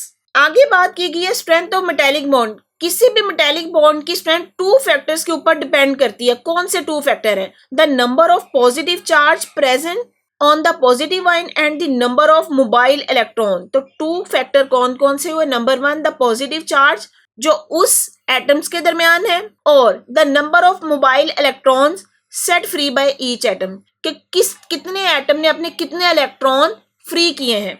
उसकी एग्जांपल देखें, जो हमने अपनी प्रीवियस एग्जांपल देखी सोडियम की. सोडियम के पास आउटर मोस्ट शेल में 1 इलेक्ट्रॉन है, और अगर हम यही केस मैग्नीशियम में ले तो मैग्नीशियम के आउटर मोस्ट शेल में 2 इलेक्ट्रॉन्स हैं. अब यहाँ पे देखिए ये मैग्नीशियम का स्ट्रक्चर शो किया गया है, प्लस पॉजिटिव का मतलब है ये मैग्नीशियम का स्ट्रक्चर है, और यहाँ पे इसके आउटर शेल में 2 इलेक्ट्रॉन शो किए गए और ये इलेक्ट्रॉन फ्रीली मूव कर रहे हैं. तो strength of metallic bond depend upon 2 factor कि कितना उसके ऊपर पॉजिटिव चार्ज और कितने यहाँ पे फ्री इलेक्ट्रॉन्स हैं. अब आप खुद एनालाइज करें कि सोडियम के आउटर मोस्ट शेल में 1 इलेक्ट्रॉन है जो फ्री मूव कर रहा है, जबकि मैग्नीशियम के केस में यहाँ पे 2 इलेक्ट्रॉन है. तो जिसके यहाँ पे ये 2 इलेक्ट्रॉन या सी ऑफ इलेक्ट्रॉन ज्यादा होगा तो उसकी मेटालिक बॉन्ड की स्ट्रेंथ भी ज्यादा होगी. तो यहाँ पे मैग्नीशियम के सी ऑफ इलेक्ट्रॉन ज्यादा है क्योंकि मैग्नीशियम के आउटर मोस्ट शेल में 2 इलेक्ट्रॉन्स हैं, और इसके 2 इलेक्ट्रॉन्स हर एटम के 2 इलेक्ट्रॉन फ्रीली मूव कर रहे हैं. यहाँ पे ये एक एटम यूज के 2 इलेक्ट्रॉन, ये दूसरा एटम 2 इलेक्ट्रॉन, तो इसी तरह इन सब एटम के ये फ्रीली मूव इलेक्ट्रॉन है, और यहाँ पे इलेक्ट्रॉन का सी ज्यादा है. ये pool of electron is more than that of sodium. तो उसकी स्ट्रेंथ डिपेंड कर रही है इस पूल ऑफ इलेक्ट्रॉन. सोडियम के पास पूल ऑफ इलेक्ट्रॉन या सी ऑफ इलेक्ट्रॉन कम है, जबकि मैग्नीशियम के पास ये पूल ऑफ या सी ऑफ इलेक्ट्रॉन ज्यादा है सोडियम की निस्बत. तो इसलिए यहाँ पे मैग्नीशियम के मेटालिक करैक्टर सोडियम की निस्बत ज्यादा होगा. मेटालिक करैक्टर से मुराद उसकी मेटालिक करैक्टरिस्टिक, या उसका यूं कह लें कि उसकी melting and boiling point sodium की निस्बत हाई होंगे. In sodium metal, for example, each sodium atom set free 1 electron. The metallic bond in the sodium metal is therefore not very strong. In magnesium metal, each magnesium atom release 2 electron. अभी जो बात मैंने explain की कि हर magnesium का atom 2 electron release करेगा to acquire the 2 positive charge. The metallic bond in magnesium metal will evidently be stronger than that of sodium metal. This explain why the magnesium metal melts at a higher temperature than sodium metal. तो इस बात से हमें पता चल गया कि metallic characteristic of magnesium are more than that of sodium. The presence of freely moving electron in the metal make them good conductor of heat and electricity. अब मेटल्स के पास वो freely move इलेक्ट्रॉन है तो वो उसको good conductor मानेंगे heat और electricity, क्योंकि इलेक्ट्रिसिटी का मतलब ही हमने करंट की डेफिनेशन ही पढ़ी थी कि फ्लो ऑफ इलेक्ट्रॉन। तो जिस मेटल के पास फ्रीली इलेक्ट्रॉन मूव करे होंगे तो उसी में फ्लो ऑफ इलेक्ट्रॉन होगा, तो इसलिए हम कहते हैं कि metals are good conductor of heat and electricity. Moreover, in metals, the atoms are strongly held and arranged in the form of rows, one above another. This arrangement make them hard and heavy. अब हमने इसकी property में पढ़ा था कि metals जो है वो हार्ड और हैवी होती है। उसकी रीजन बताएगी क्यों हार्ड और हैवी होती है कि atom are strongly held and arrange in the form of rows and above one another. यहाँ पे आपको उस प्रॉपर्टी का आंसर भी बता दिया गया और आपसे क्वेश्चन में पूछा भी जा सकता है कि मेटल्स क्यों हार्ड और हैवी होती हैं, तो उसमें आपने बताना है कि the atom are strongly held and arrange in the form of rows one above another. This arrangement make them hard and heavy. When the pressure is applied on the metal, the upper row of atoms slip past the lower rows. As a result, their shape are changed. Metal can therefore be easily drawn into wires and sheet. अब यहाँ पे जो metal की property है कि metals are ductile या malleable, कि उनको आप वायर्स में या शीट्स में कन्वर्ट कर सकते हैं। तो यहाँ पे स्ट्रक्चर में शो किया गया है।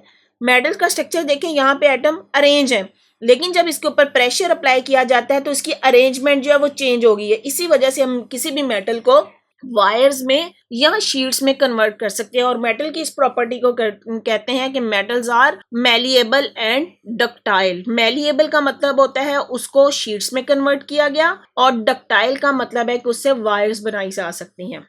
जी एक्सरसाइज है, what type of atom form metallic bond. कौन से एटम मेटालिक बॉन्ड बनाते हैं? तो हमें पता है कि मेटल्स ही मेटालिक बॉन्ड बना सकती हैं जिनके पास फ्री इलेक्ट्रॉन्स होते हैं। तो ऐसी मेटल्स या those metal which have free electrons. अब उसमें कौन सी मेटल आ जाएंगी? फर्स्ट ग्रुप की मेटल्स आ जा सकती हैं जिसमें सोडियम है, फिर सेकंड ग्रुप में कैल्शियम देख लें, मैग्नीशियम देख लें। तो ऐसी मेटल्स जिनके पास फ्री इलेक्ट्रॉन है वो ही मेटालिक बॉन्ड बना सकती हैं। जी नेक्स्ट क्वेश्चन आपसे पूछा गया है, give a comparison of metallic bond with N ionic bond. Metallic bond और आयनिक बॉन्ड का कंपैरिजन करना है। आयनिक बॉन्ड के बारे में हमने पढ़ा था कंप्लीट ट्रांसफर ऑफ इलेक्ट्रॉन से बनता है, जिसमें मेटल और नॉन मेटल आ जाती है। मेटल अपना इलेक्ट्रॉन डोनेट कर देती है, मेटल अपना इलेक्ट्रॉन डोनेट करती है और नॉन मेटल इसको लेती है। तो आयनिक बॉन्ड मेटल और नॉन मेटल के दरमियान बन रहा है जिसमें कंप्लीट ट्रांसफर ऑफ इलेक्ट्रॉन है। जबकि मेटालिक बॉन्ड क्या है? मेटालिक बॉन्ड सिर्फ मेटल्स के एटम के दरमियान बन रहा है,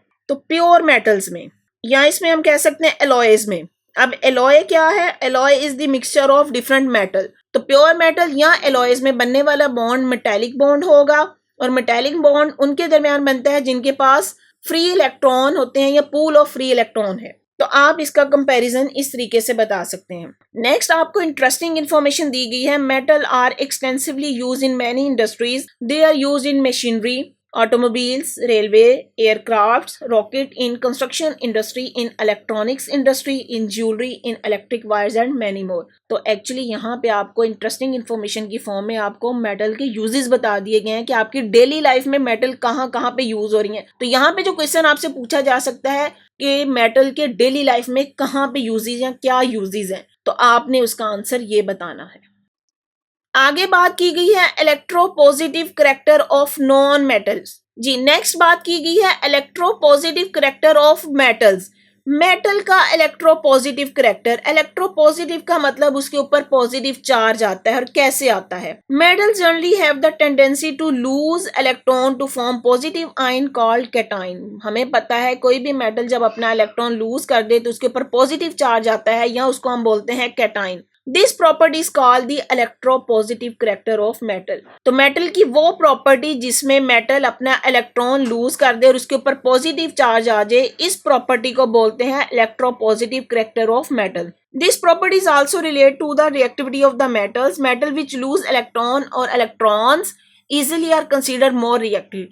जो मेटल अपने इलेक्ट्रॉन को इजीली रिमूव कर दें वो मोर रिएक्टिव होगी, मतलब उसका रिएक्ट करने की पावर ज्यादा होगी। For example alkali metal, sodium and potassium are highly electropositive element and thus they undergo reaction very easily. जितनी उसकी इलेक्ट्रोपॉजिटिविटी हाई होगी उतनी इजीली वो अपने इलेक्ट्रॉन रिमूव कर देगी और उतना जल्दी वो किसी के साथ रिएक्ट करेगी। Sodium and potassium react vigorously with water and halogens to give their respective hydroxide and halides. अगर सोडियम और पोटेशियम वाटर के साथ रिएक्ट कर रही हैं तो वो उनके हाइड्रो ऑक्साइड बनाएंगे। और अगर हेलोजिन्स के साथ रिएक्ट कर रही हैं, अब हेलोजिन्स क्या आ जाते हैं इसमें, क्लोरीन आ जाती है, ब्रोमीन है, आयोडीन है, इनको हम बोल रहे हैं हेलोजिन्स। हेलोजिन के साथ अगर मेटल रिएक्ट कर रही हैं तो वो उसका हेलाइड बनाएंगी, उसको कंपाउंड बनने वाले को हेलाइड का नाम दिया गया। They also react with acid to give the salt and hydrogen, और अगर यही मेटल एसिड्स के साथ रिएक्ट करेंगी तो उसका रिस्पेक्टिव साल्ट बनेगा और साथ में हाइड्रोजन गैस रिलीज होगी। Alkaline earth metal magnesium and calcium on the other hand lose their electron less easily than this. They are less electropositive than alkali metal.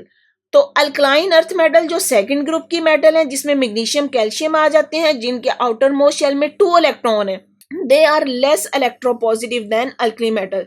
There reaction toward water and halogen are less vigorous. तो इसका मतलब हुआ कि magnesium और calcium का water के साथ या हेलोजन के साथ रिएक्शन इतना इजीली नहीं होता जितना कि सोडियम और पोटेशियम का हो जाता है। Aluminium is also highly electropositive metal, it react readily with mineral acid to form salt and hydrogen. Aluminium highly electropositive है और ये जल्दी से रिएक्ट कर देती है कोई मिनरल एसिड के साथ, जिस एसिड के साथ रिएक्ट करेगी उसका रिस्पेक्टिव साल्ट बनाएगी और हाइड्रोजन। यहाँ पे एक बात जो याद रखने की है, आपने याद रखना है कि जब भी मेटल किसी एसिड के साथ रिएक्ट कर रही हैं तो साल्ट बनेगा और साथ में हाइड्रोजन गैस रिलीज होगी। अब यहाँ पे देखें सोडियम और पोटेशियम भी हमने कहा एसिड के साथ रिएक्ट करती हैं तो साल्ट बनता है और हाइड्रोजन रिलीज होती है। इसी तरह एल्यूमिनियम मेटल है, किसी भी मिनरल एसिड के साथ रिएक्ट करेगी तो उसका रिस्पेक्टिव साल्ट बनेगा और साथ में हाइड्रोजन गैस रिलीज होगी। जी नेक्स्ट है electronegative character of non metal. जिस तरह हमने इलेक्ट्रोपॉजिटिव करैक्टर की बात की थी कि वो मेटल के साथ स्पेसिफिक है, इसी तरह इलेक्ट्रोनेगेटिव करैक्टर जो कि नॉन मेटल्स के साथ स्पेसिफिक है। Non metals have an affinity toward electron. Affinity toward electron का मतलब है कि वो इलेक्ट्रॉन को अपनी तरफ इजीली ले लेती हैं, अट्रैक्ट करती हैं। They tend to gain electron and become negatively charged ion called anion. तो नॉन मेटल इलेक्ट्रॉन्स लेके एनाइन बनाती हैं। They are therefore named as electronegative element. इसलिए नॉन मेटल्स को हम इलेक्ट्रोनेगेटिव एलिमेंट्स कहते हैं।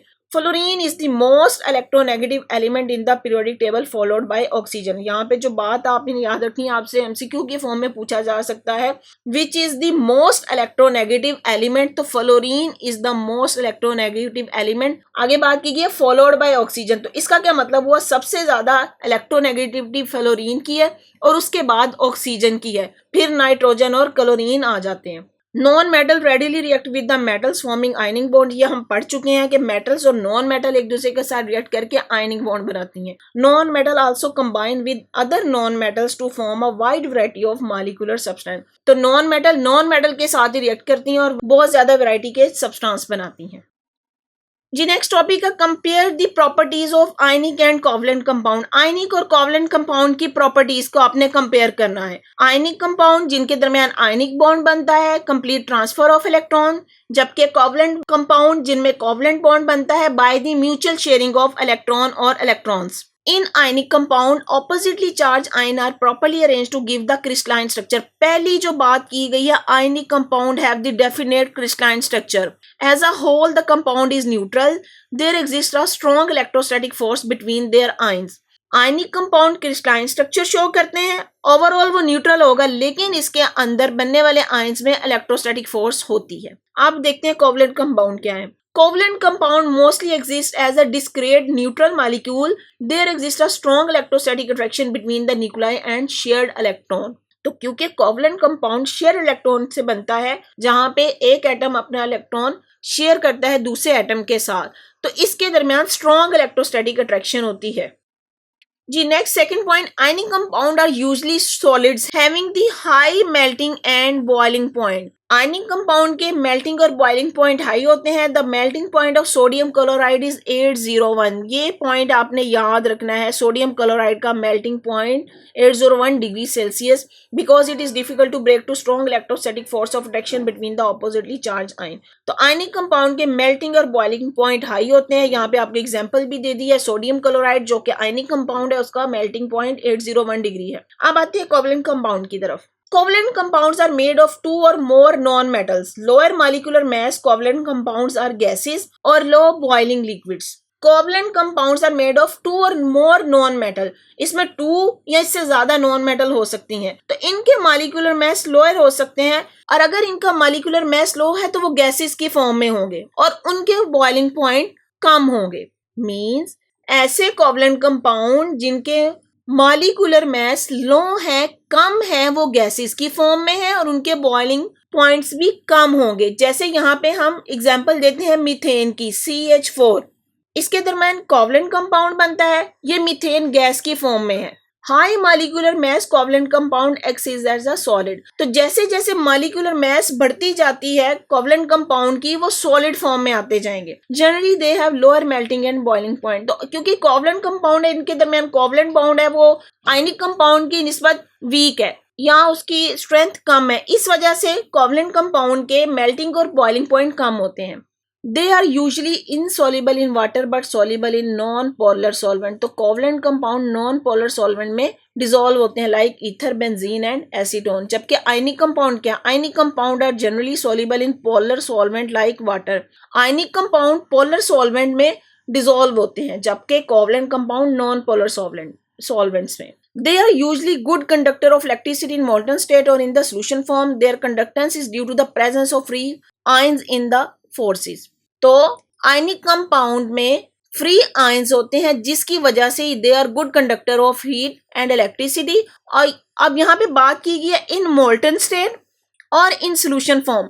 आयनिक कंपाउंड अपनी मोल्टन स्टेट मतलब अपनी मेल्टिंग फॉर्म में होंगे जहां पे वो आयन उसी के होंगे, और इन सोल्यूशन फॉर्म जैसे अभी कहा कि वो वाटर के साथ सोल्यूशन बनाएंगे, उसमें डिसॉल्व होते हैं, तो अपनी मोल्टन स्टेट में या सोल्यूशन फॉर्म में they are good conductor of electricity. अब कोवलेंट कंपाउंड देखे, they are usually bad conductor of electricity, तो covalent compound bad conductor of electricity होते। ये भी इंपॉर्टेंट टॉपिक है, आयनिक कंपाउंड और कोवलेंट कंपाउंड के दरमियान डिफरेंस, तो आपको ये डिफरेंस आते होने चाहिए, आपने इसको अच्छे तरीके से याद करना है। टॉपिक है इंटरमॉलिक्यूलर फोर्सेस ऑफ अट्रैक्शन। हमने इस चैप्टर में पहले बात की थी कोवलेंट कंपाउंड की, आयनिक कंपाउंड की या कोऑर्डिनेट कोवलेंट बॉन्ड की बात की थी। अब यहाँ पे एक और फोर्स की बात करें जो कि intermolecular forces of attraction. Mean ये कौन सी एक और टाइप है जो प्रेजेंट होती है किसी भी मॉलिक्यूल्स के दरमियान। इससे पहले जो हमने डिस्कस किया था कोवलेंट कंपाउंड्स या आयनिक कंपाउंड्स के बारे में, कोवलेंट बॉन्ड्स में हमने देखा था कि किसी भी एक मॉलिक्यूल के एटम के दरमियान कोवलेंट बॉन्ड बनता है, या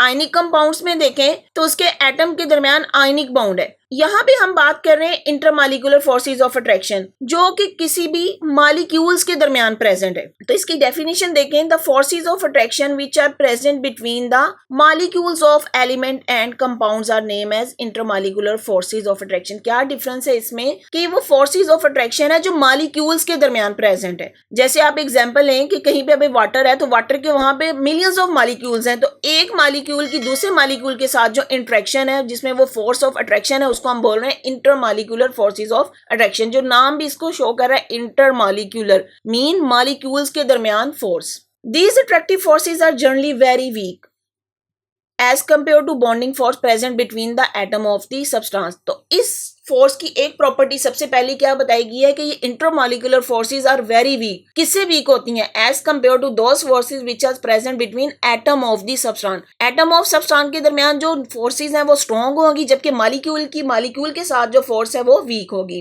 3 स्टेट ऑफ मैटर्स की अगर बात करें तो इंटरमॉलिक्यूलर फोर्सेस गैसेस में बहुत वीक होती हैं, जबकि सॉलिड में ये स्ट्रॉन्गेस्ट मॉलिक्यूलर फोर्सेस हैं। जी नेक्स्ट बात की गई है इंटरमॉलिक्यूलर फोर्सेस ऑफ अट्रैक्शन है, ये डिपेंड करती हैं या ये किसी भी मॉलिक्यूल की फिजिकल या उसकी केमिकल प्रॉपर्टीज को इफेक्ट करती हैं। जितनी ज्यादा इंटरमॉलिक्यूलर फोर्सेस स्ट्रॉन्ग होंगी उतना ही उसके मेल्टिंग और बॉइलिंग पॉइंट हाई होंगे, और अगर ये फोर्सेस स्ट्रॉन्ग है तो मेल्टिंग और बॉइलिंग पॉइंट लो होंगे। तो these forces affect the physical properties and the melting and boiling point of the substance depend upon the strength of these forces. The stronger the forces among the molecule of the liquid, the higher its boiling point. जितनी ये forces strong होंगी उतना ही उसका boiling point high होगा, और जितनी stronger intermolecular forces होंगी और इतना इसका वो solid form में होगा और उसके melting और boiling point भी high होंगे। अब इन इंटरमॉलिक्यूलर फोर्सेस की 2 टाइप्स बताई गई हैं। पहली है जी डाइपोल फोर्स ऑफ अट्रैक्शन। अब डाइपोल फोर्स ऑफ अट्रैक्शन क्या होती है? डाइपोल का मतलब होता है 2 पोल्स क्रिएट हो जाना। 2 पोल्स कैसे क्रिएट होंगे? अब यहाँ पे एग्जांपल में देखें, हाइड्रोजन क्लोराइड के बारे में बताया गया। हाइड्रोजन इलेक्ट्रोपॉजिटिव एलिमेंट है, क्लोरीन इलेक्ट्रोनेगेटिव एलिमेंट है। जब हाइड्रोजन क्लोरीन के साथ आके इंटरेक्ट करेगी तो हाइड्रोजन के ऊपर पार्शियल पॉजिटिव चार्ज जबकि क्लोरीन के ऊपर पार्शियल नेगेटिव चार्ज। यहाँ पे ये हाइड्रोजन क्लोराइड का एक मॉलिक्यूल है। इसी तरह हाइड्रोजन क्लोराइड का ये दूसरा मॉलिक्यूल है। इन सब में ये पोल क्रिएट हुए हैं, इसीलिए हम इनको बोल रहे हैं डाइपोल, एक पार्शियल पॉजिटिव और एक पार्शियल नेगेटिव। इसको कंप्लीट पॉजिटिव या कंप्लीट नेगेटिव इसलिए नहीं कह रहे कि हमें पता है हाइड्रोजन और क्लोरीन के दरमियान ये बॉन्ड कोवलेंट बॉन्ड है जिसमें इलेक्ट्रॉन की शेयरिंग होती है। तो ये इलेक्ट्रॉन उस एटम की तरफ ज्यादा अट्रैक्ट हो जाएगा जिसकी इलेक्ट्रोनेगेटिविटी ज्यादा होती है। तो यहाँ पे क्लोरीन ज्यादा इलेक्ट्रोनेगेटिव एलिमेंट है, इसलिए इलेक्ट्रॉन इसकी तरफ मूव कर जाएगा। जिसकी तरफ इलेक्ट्रॉन ज्यादा जाएगा उसके ऊपर पार्शियल नेगेटिव चार्ज और इस पे पार्शियल पॉजिटिव चार्ज आ जाएगा। अब हम बात कर रहे हैं डाइपोल डाइपोल फोर्सेस की। हमने बात की कि ये इंटरमॉलिक्यूलर फोर्सेस हैं। इंटरमॉलिक्यूलर का मतलब है मॉलिक्यूल्स के दरमियान। यहाँ पे ये एक मॉलिक्यूल, ये दूसरा मॉलिक्यूल और इसके दरमियान ये बनने वाली फोर्स ये डाइपोल डाइपोल फोर्स है, जिसमें क्लोरीन इसके ऊपर पार्शियल नेगेटिव और ये अट्रैक्ट होता है दूसरे मॉलिक्यूल के पार्शियल पॉजिटिव हाइड्रोजन की तरफ। तो इस अट्रैक्शन को हम बोलेंगे ये dipole dipole force of attraction है, और या इनको सिंपल कह देंगे इंटरमॉलिक्यूलर फोर्सेस है।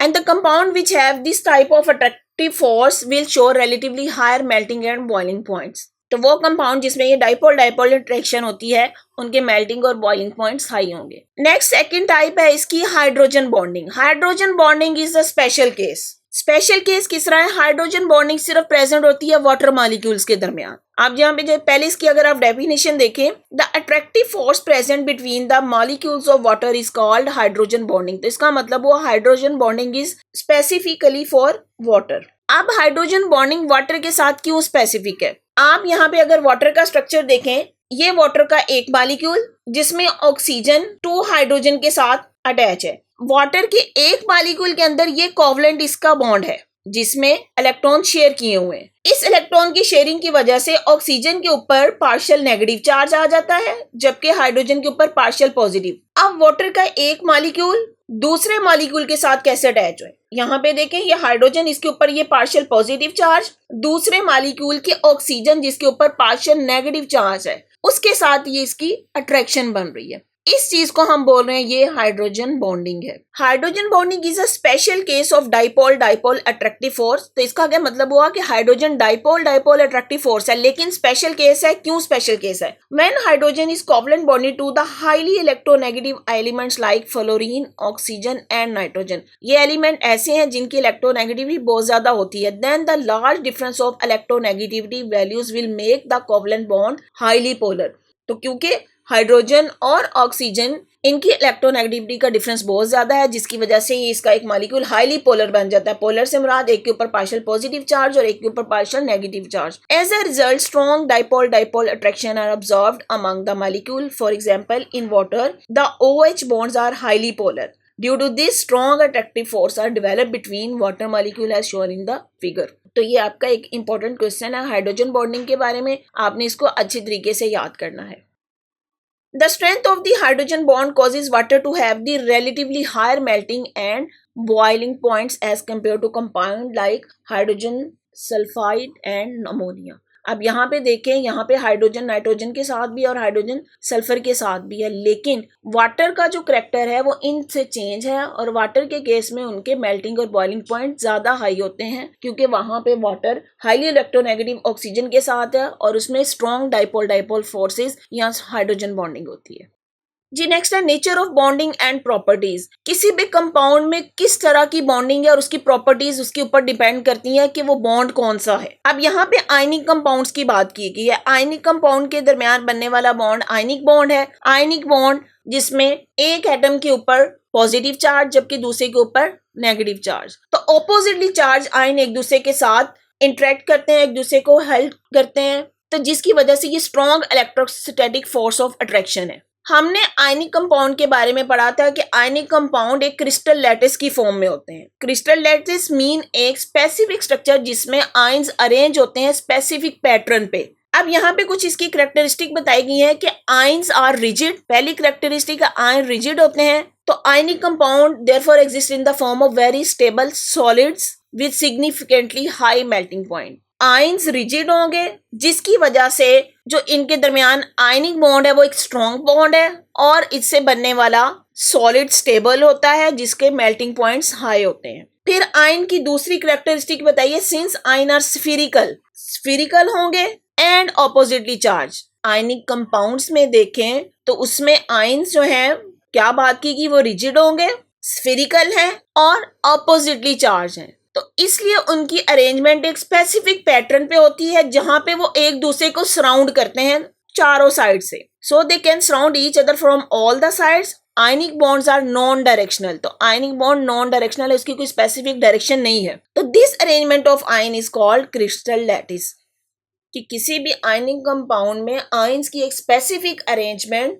जो कि नॉन डायरेक्शनल बॉन्ड बनाती है और आयंस एक स्पेसिफिक अरेंजमेंट से एक क्रिस्टल लैटिस बनाते हैं। अब अगली जो प्रॉपर्टी बताई गई है कि अगर इस क्रिस्टल लैटिस के ऊपर कोई एक्सटर्नल फोर्स अप्लाई की जाए तो क्या होगा कि क्रिस्टल लैटिस ये स्ट्रक्चर इजीली ब्रेकअप हो जाता है। एक तरफ तो हम कह रहे हैं कि ये वेरी स्टेबल सॉलिड्स हैं और हाई मेल्टिंग पॉइंट है, लेकिन अगर इसके ऊपर एक्सटर्नल फोर्स अप्लाई की जाए तो दे आर ब्रिटल। ब्रिटल का मतलब है जल्दी से टूट जाते हैं। अब इसकी क्या रीजन है? जब आयन के ऊपर एक्सटर्नल फोर्स अप्लाई की जाती है तो इसकी लेयर्स एक दूसरे के ऊपर से शिफ्ट हो जाती हैं, स्लाइड अप कर जाती हैं, जिसकी वजह से इसका क्रिस्टल लैटिस ब्रेकअप हो जाता है। इसलिए हम कहते हैं कि ionic solids are highly brittle. In the solid form, ionic compounds do not conduct electricity because ions are tightly held and cannot move. एक प्रॉपर्टी भी बता दी गई है कि आयनिक कंपाउंड जो है सॉलिड फॉर्म में कभी भी इलेक्ट्रिसिटी को कंडक्ट नहीं करेंगे, और उसकी कंडक्ट ना करने की रीजन क्योंकि उसमें उसके ions are tightly held together, tightly packed होते हैं। लेकिन अगर इन्हीं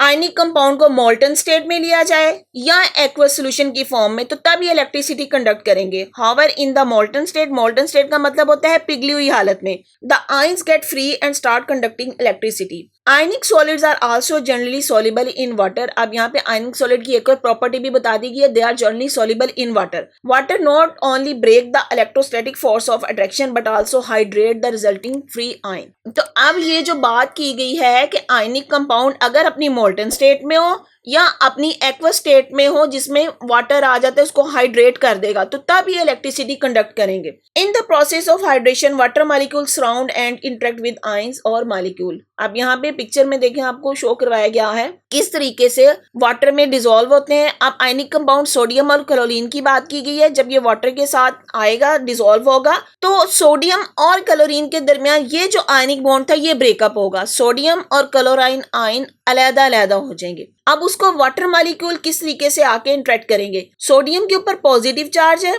अब यहाँ पे वाटर मॉलिक्यूल देखें, इसमें इसका ये ऑक्सीजन जिसके ऊपर पार्शियल नेगेटिव चार्ज था ये इसके पॉजिटिव एंड की तरफ अट्रैक्ट होगा, तो यहाँ पे ये अट्रैक्शन बनेगी इसकी। इसी तरह वाटर का दूसरा मॉलिक्यूल ये इसको सराउंड करेगा सोडियम, तो सोडियम का जब पॉजिटिव चार्ज होने की वजह से वाटर मॉलिक्यूल में ऑक्सीजन का नेगेटिव पार्ट इसकी तरफ अट्रैक्ट होगा। इसी तरह क्लोरीन को देखें, क्लोरीन के ऊपर नेगेटिव चार्ज है तो ये अट्रैक्ट करेगा पार्शियल पॉजिटिव हाइड्रोजन की तरफ। वाटर मॉलिक्यूल के हाइड्रोजन जिसके ऊपर पार्शियल पॉजिटिव चार्ज है तो क्लोरीन इसकी तरफ अट्रैक्ट करेगा। तो इस तरीके से ये वाटर मॉलिक्यूल आयनिक कंपाउंड को सराउंड करते हैं और अपने अंदर डिसॉल्व कर लेते हैं। यही वजह है कि ionic compound are good conductor of heat और electricity in aqueous state. So ionic compound in aqueous solution also conduct electricity because the free ions can now move toward their respective electrodes. Ionic compound generally react in aqueous solution. When we mix two solution of ionic compound, the positive ion of one compound may react with the negative ion of the other to form a new compound. यहाँ पे जो बात की गई है, अगर दो ionic compound को aqueous solution में हम करें तो इनके आयंस एक दूसरे के साथ इंटरचेंज हो जाते हैं। कैसे होते हैं? जैसे एग्जांपल दी गई है सोडियम क्लोराइड, ये भी एक आयनिक कंपाउंड है, और सिल्वर नाइट्रेट। यहाँ पे सोडियम के ऊपर प्लस, क्लोरीन के ऊपर नेगेटिव, सिल्वर के ऊपर प्लस और नाइट्रेट के ऊपर नेगेटिव। तो जब इनका एक्वस सॉल्यूशन बनाया जाएगा, वाटर में डिसॉल्व किया जाता है, तो होता क्या है कि सोडियम प्लस ये जाके नाइट्रेट आयन के साथ मिल जाएगा, अपना क्लोराइड आयन ये छोड़ देगा, तो यहाँ पे ये सोडियम प्लस इस नेगेटिव के साथ मिल जाएगा, और यहाँ पे जो सिल्वर जिसके ऊपर प्लस चार्ज है ये नेगेटिव चार्ज के साथ एक न्यू कंपाउंड बना देगा। तो न्यू बनने वाला कंपाउंड हमारे पास क्या हो जाएगा? AgCl, और साथ में सोडियम और नाइट्रेट आयन बनेंगे। यहाँ पे जो सिल्वर क्लोराइड है ये भी प्रेसिपिटेट हो जाएगा क्रिस्टल्स की फॉर्म में। White precipitate of silver chloride come out of the aqueous solution. जी नेक्स्ट आपको इंटरेस्टिंग इंफॉर्मेशन दी गई है। अभी हमने कहा कि आयनिक कंपाउंड अपने मोल्टन स्टेट में या एक्वस फॉर्म में इलेक्ट्रिसिटी कंडक्ट करते हैं और इसी कंडक्शन को डिफरेंट एलिमेंट्स की प्रिपरेशन में यूज किया जाता है। जैसे देखिए, conduction of ionic compound in the molten state and in the form of an aqueous solution has been utilized to prepare many important element and compounds. For example, electrolysis of molten sodium chloride. Molten sodium chloride अपनी pure form में उसकी electrolysis की जाएगी तो ये हमें sodium metal देगा और साथ में क्लोरीन गैस मिलेगी। तो इसका मतलब हुआ कि मोल्टन सोडियम क्लोराइड से हम सोडियम मेटल भी ले रहे हैं और क्लोरीन गैस। और अगर हम electrolysis of aqueous sodium chloride करें, एक्वस का मतलब है जिसमें पानी आ गया, तो तब हमें क्या मिलेगा? Sodium hydroxide and chlorine gas. यहाँ पे आपने जो एक बात याद रखनी है कि मोल्टन सोडियम क्लोराइड से हम सोडियम मेटल ले रहे हैं और क्लोरीन गैस, लेकिन अगर यही सोडियम क्लोराइड एक्वस सॉल्यूशन में आ जाए तो तब हमारा प्रोडक्ट सोडियम हाइड्रोक्साइड हो जाएगा और क्लोरीन गैस तो होगी ही। इसी तरह एक और एग्जांपल दी गई है, diamond due to their exceptional hardness are highly valued in industry. तो diamond tip the glass cutters are use to make the clean cuts in glass. ये आपको पता है कि डायमंड ग्लास की कटिंग में यूज होता है। Diamond tip drill bits are use to drill through the hard rock in mining operation. तो इसका सेकंड यूज बताया गया माइनिंग ऑपरेशन में। रॉक्स को, हार्ड रॉक्स, ऐसी रॉक्स हैं, ऐसी चट्टानें जो बहुत ज्यादा हार्ड है, उनकी ड्रिलिंग में यूज होता है। शॉर्ट क्वेश्चन की फॉर्म में आपसे यहाँ पे ये क्वेश्चन पूछा जा सकता है कि डायमंड के यूजेस बताएं। इसी तरह यहाँ पे अब ग्रेफाइट के यूजेस हैं। Graphite is used in the pencils, in the polishes and to make the crucibles. Crucible vessels type हैं या एक छोटा सा पॉट जिस पे एक्सपेरिमेंट्स किए जाते हैं। Graphite electrodes are used in the battery cell and in electric arc furnace to produce steel. तो यहाँ पे ये ग्रेफाइट के आपको यूजेस हैं, ये आपने सच याद कर लेने हैं क्योंकि शॉर्ट क्वेश्चन की फॉर्म में आपसे पूछे जा सकते हैं। एक दफ़ा मैं आपसे दोबारा ये बात कह दूं कि आपकी बुक में ये जितनी भी इंटरेस्टिंग इन्फॉर्मेशन है, आपने इसको कभी भी स्किप आउट नहीं करना, इसको लाजमी पढ़ना है। जब आपका पेपर आता है तो इन्हीं इन्फॉर्मेशन में या एमसीक्यू की फॉर्म में या शॉर्ट क्वेश्चन की फॉर्म में आपसे क्वेश्चन पूछा जाता है। जी नेक्स्ट देखें, आते हैं हम अपने पीरियोडिक टेबल की तरफ। यहाँ पे पीरियोडिक टेबल आप ये पहले भी पढ़ चुके हैं, थोड़ी बहुत इसके बारे में आपको इन्फॉर्मेशन पहले भी है। यहाँ पे दोबारा इसको डिस्कस किया गया है। मेटल्स की, नॉन मेटल्स की बात की गई है। अब यहाँ पे देखें, सबसे पहला एलिमेंट हाइड्रोजन है, एटॉमिक नंबर 1। पीरियोडिक टेबल में एलिमेंट्स को उनके एटॉमिक नंबर की बेस पे अरेंज किया गया है। और इसी तरह हीलियम इसका एटॉमिक नंबर 2 है। हीलियम के बाद लिथियम 3, बेरिलियम 4, बोरॉन 5, ये इनके एटॉमिक नंबर और यहाँ पे इनकी एटॉमिक मैसेज आपको दी गई है। पीरियोडिक टेबल में हॉरिजॉन्टल रोज को हमने पीरियड्स बोला था। अब यहाँ पे देखें, ये फर्स्ट पीरियड है जिसमें हाइड्रोजन और हीलियम आ जाती है। इसी तरह ये सेकंड पीरियड में 8 एलिमेंट्स है, lithium, beryllium, boron, carbon, nitrogen, oxygen, fluorine, neon. इसी तरह ये थर्ड पीरियड है, ये जिसके एलिमेंट्स है। सेकंड और थर्ड पीरियड को हम शॉर्ट पीरियड्स बोलते हैं, जबकि अगले 4 और 5 को लॉन्ग पीरियड्स बोलते हैं जिसमें ज्यादा एलिमेंट्स आ रहे हैं। यहाँ ये इसमें ये ट्रांजिशन मेटल्स आ जाती हैं। और अगर ग्रुप्स की बात करें तो ये पीरियोडिक टेबल में ये ग्रुप्स शो किए गए हैं। वर्टिकल कॉलम्स को ग्रुप, ये ग्रुप 1 है, ग्रुप 2 है, ग्रुप 3 है। इसी तरह ये 18 ग्रुप्स हैं पीरियोडिक टेबल में। सबसे पहले ग्रुप में हाइड्रोजन को निकाल के बाकी जो एलिमेंट्स हैं उनको अल्कली मेटल का नाम दिया गया, lithium, sodium, potassium, rubidium, caesium, francium. इसी तरह सेकंड ग्रुप को अल्कलाइन अर्थ मेटल जिसमें beryllium, magnesium, calcium, strontium, barium और रेडियम आ जाते हैं। ये सब ट्रांजिशन मेटल है। ट्रांजिशन मेटल्स इनको इसलिए बोलते हैं कि डिफरेंट वैलेंसी शो करते हैं। फिर आ जाते हैं नेक्स्ट। अब यहाँ पे पीरियोडिक टेबल में आप देखें डिफरेंट कलर शो किए गए हैं। ये ऑरेंज कलर ये इनर्ट गैसेस हैं। इस ग्रुप को नाम दिया गया inert gases. Inert mean they are non reactive, वो अपनी स्टेबल फॉर्म में, जिनके आउटर मोस्ट शेल कंप्लीट हैं। ये येलो कलर शो कर रहा है, ये सब की सब नॉन मेटल्स हैं। बोरॉन, कार्बन, नाइट्रोजन, ऑक्सीजन, ये नॉन मेटल्स हैं। इस तरफ ये सब मेटल्स हैं। हमने क्योंकि इस चैप्टर में आयनिक बॉन्ड्स की बात की थी, कोवलेंट बॉन्ड की बात की थी, तो ये पीरियोडिक टेबल शो करने का मतलब है कि आपको आइडिया हो जाए कि कौन से एलिमेंट जो है वो आयनिक बॉन्ड बनाते हैं और कौन से कोवलेंट बॉन्ड। अब यहाँ पे देखें, जो फर्स्ट और सेकंड ग्रुप के मेंबर हैं, जो मेटल्स हैं, they are the highly electropositive, ये पॉजिटिव आयन बनाएंगे। जबकि इस तरफ देखें, ग्रुप 16, ग्रुप 17 के एलिमेंट आर हाईली इलेक्ट्रोनेगेटिव। तो इलेक्ट्रोनेगेटिविटी के डिफरेंस की वजह से इनके दरमियान बनने वाला जो बॉन्ड है वो आयनिक बॉन्ड होगा। कौन से? मतलब मेटल्स और नॉन मेटल्स के दरमियान बनने वाला बॉन्ड आयनिक बॉन्ड है। लेकिन अगर यहाँ पे इन एलिमेंट्स की बात करें जैसे कार्बन आ गया, सिलिकॉन है, तो ये एलिमेंट ये कोवलेंट कंपाउंड्स बनाते हैं जिसमें कोवलेंट बॉन्ड होता है। अब यहाँ पे कुछ एलिमेंट की बात की गई है, जैसे नाइट्रोजन है, ऑक्सीजन, फ्लोरीन, क्लोरीन है। इनकी फोर्स ऑफ अट्रैक्शन बहुत वीक होती है, जिसकी वजह से इनकी डेंसिटीज और इनके बॉइलिंग पॉइंट लो होते हैं। नाइट्रोजन, ऑक्सीजन, फ्लोरीन, क्लोरीन, इनके आपस के मॉलिक्यूल्स की वीक फोर्सेज होती हैं, इसलिए इनके, अभी हमने पढ़ा था, इंटरमॉलिक्यूलर फोर्सेज अगर वीक होंगी तो उनके मेल्टिंग और बॉइलिंग पॉइंट भी लो होंगे। तो नाइट्रोजन, ऑक्सीजन, फ्लोरीन, क्लोरीन, इनके इंटरमॉलिक्यूलर फोर्सेज जो वीक है, इसलिए इनके मेल्टिंग और बॉइलिंग पॉइंट भी लो होते हैं। फिर यहाँ पे बोरोमीन की बताया गया है। बोरोमीन के बारे में इसका थोड़ा सा एक्सेप्शनल केस है कि बोरोमीन जो है वो वोलेटाइल फ्यूमिक लिक्विड है, और कुछ अदर कंपाउंड जैसे कार्बन है, फास्फोरस है, सल्फर है, they are the covalent solids. जी नेक्स्ट बात कीजिए, all solids element exist both in the amorphous and crystalline form. अब यहाँ पे क्रिस्टलाइन फॉर्म वही जो हमने बात की थी कि crystal lattice crystal proper structure होता है, जबकि अमॉर्फस जिसमें मॉलिक्यूल्स या एटम्स एक स्पेसिफिक अरेंजमेंट में नहीं होते। जी coal is the amorphous form of carbon whereas diamond and graphite are the crystalline form. अब एग्जांपल दीजिए, coal is amorphous form. Amorphous जैसे मैंने अभी बताया जिसकी कोई स्पेसिफिक अरेंजमेंट नहीं होती है, लेकिन डायमंड और ग्रेफाइट की फॉर्म में देखें तो वहां पे ये क्रिस्टलाइन फॉर्म है, एटम एक स्पेसिफिक अरेंजमेंट में है। Coal is used as the fuel in the electricity generation plant. In diamond, each carbon atom is surrounded by the 4 other carbon atom linked together by strong covalent bond. अब यहाँ पे आपको कोल के बारे में बता दिया गया है। एमॉर्फस फॉर्म है, इलेक्ट्रिसिटी जनरेशन के लिए यूज होता है। डायमंड है, उसमें कार्बन जो है एक carbon surrounded by other 4 carbon atom link together by strong covalent bond, तो इनके दरमियान कोवलेंट बॉन्ड होता है। Due to this rigid structure, diamond is the hardest thing on this planet. It is used as the cutting, polishing and drilling tool. दोबारा से आपको diamond के कुछ यूजेस बता दिए गए हैं। इसी तरह ग्रेफाइट के बारे में बताया गया। ग्रेफाइट का लेयर स्ट्रक्चर होता है, it is the layer structure made of the hexagonal rings of carbon. ये भी कार्बन की ही फॉर्म है। हमने कार्बन की फॉर्म पढ़ी थी, डिफरेंट थी फॉर्म में एग्जिस्ट करता है, जिसमें एक उसकी कोल पढ़ा था, फिर डायमंड और ग्रेफाइट। तो अब यहाँ पे उनके यूजेस भी आपको बताए गए हैं। Since layers are not bonded strongly, they can slip past each other. Graphite is used as the lubricant in industry.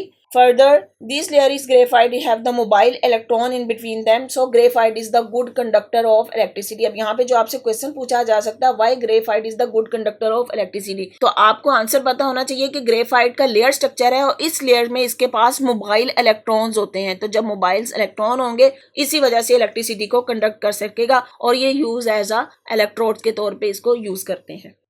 Next बात की गई है binary covalent compound. Binary covalent compound का मतलब है ऐसे कोवलेंट कंपाउंड जो 2 एलिमेंट से मिलके बने। जैसे एग्जांपल दी गई है मीथेन, 2 एलिमेंट हो गए इसमें, कार्बन और हाइड्रोजन। इसी तरह अमोनिया, नाइट्रोजन और हाइड्रोजन है, हाइड्रोजन सल्फाइड है, हाइड्रोजन और सल्फर। तो ऐसे कंपाउंड्स को हम बोल रहे हैं बाइनरी कोवलेंट कंपाउंड। और कोवलेंट कंपाउंड क्यों कह रहे हैं? क्योंकि इसके अंदर बनने वाला बॉन्ड कोवलेंट बॉन्ड है। They are all the covalent compound which are gases at the room temperature. तो ये सब कोवलेंट कंपाउंड है। और दूसरी बात की गई है, दे आर ऑल गैसेज हैं। थर्ड जो बात की गई है, water and the hydrogen fluoride on the other hand are liquid at room temperature. तो water and hydrogen fluoride HF they are room temperature. तो थर्ड जो बात की गई है, वाटर और hydrogen fluoride they are liquid at room temperature. Liquid water has the high boiling point because strong intermolecular forces are present between its molecule. Water में हमने पढ़ा था, इसका एक्सेप्शनल केस है जिसमें हाइड्रोजन बॉन्डिंग होती है, क्योंकि वो एक स्ट्रॉन्ग बॉन्डिंग है, इस वजह से वाटर के बॉइलिंग पॉइंट और मेल्टिंग पॉइंट हाई होंगे। Covalent molecules like hydrogen chloride, sulphuric acid and nitric acid ionize completely in water behaving as a very strong acid. तो यहाँ पे कुछ एसिड्स की बात की गई है ये कोवलेंट मॉलिक्यूल्स हैं, लेकिन जब ये वाटर में डिसॉल्व होते हैं तो अपने आयन में डिसोसिएट हो जाते हैं। इसी तरह यहाँ पे देखें, हाइड्रोजन क्लोराइड डिसोसिएट होगा, हाइड्रोजन आयन देगा और क्लोराइन आयन देगा। इसी तरह सल्फ्यूरिक एसिड डिसोसिएट होकर हाइड्रोजन और सल्फेट आयन देगा। जी स्टूडेंट, आते हैं अपनी एक्सरसाइज की तरफ। MCQs हैं। When molten copper and molten zinc are mix together they give rise to a new substance called brass. Predict what type of bond is form between copper and zinc. हमें पता है कि copper भी एक metal है और zinc भी एक मेटल है। जब दोनों मिक्स होती हैं एलॉय बनता है। अब उन्होंने यहाँ पे क्वेश्चन में पूछा है कि आप प्रेडिक्ट करें कि कौन सा बॉन्ड इसके दरमियान है। अब दोनों मेटल्स हैं तो मेटल्स के दरमियान बनने वाला बॉन्ड मेटेलिक बॉन्ड होगा, तो यहाँ पे C ऑप्शन आएगी।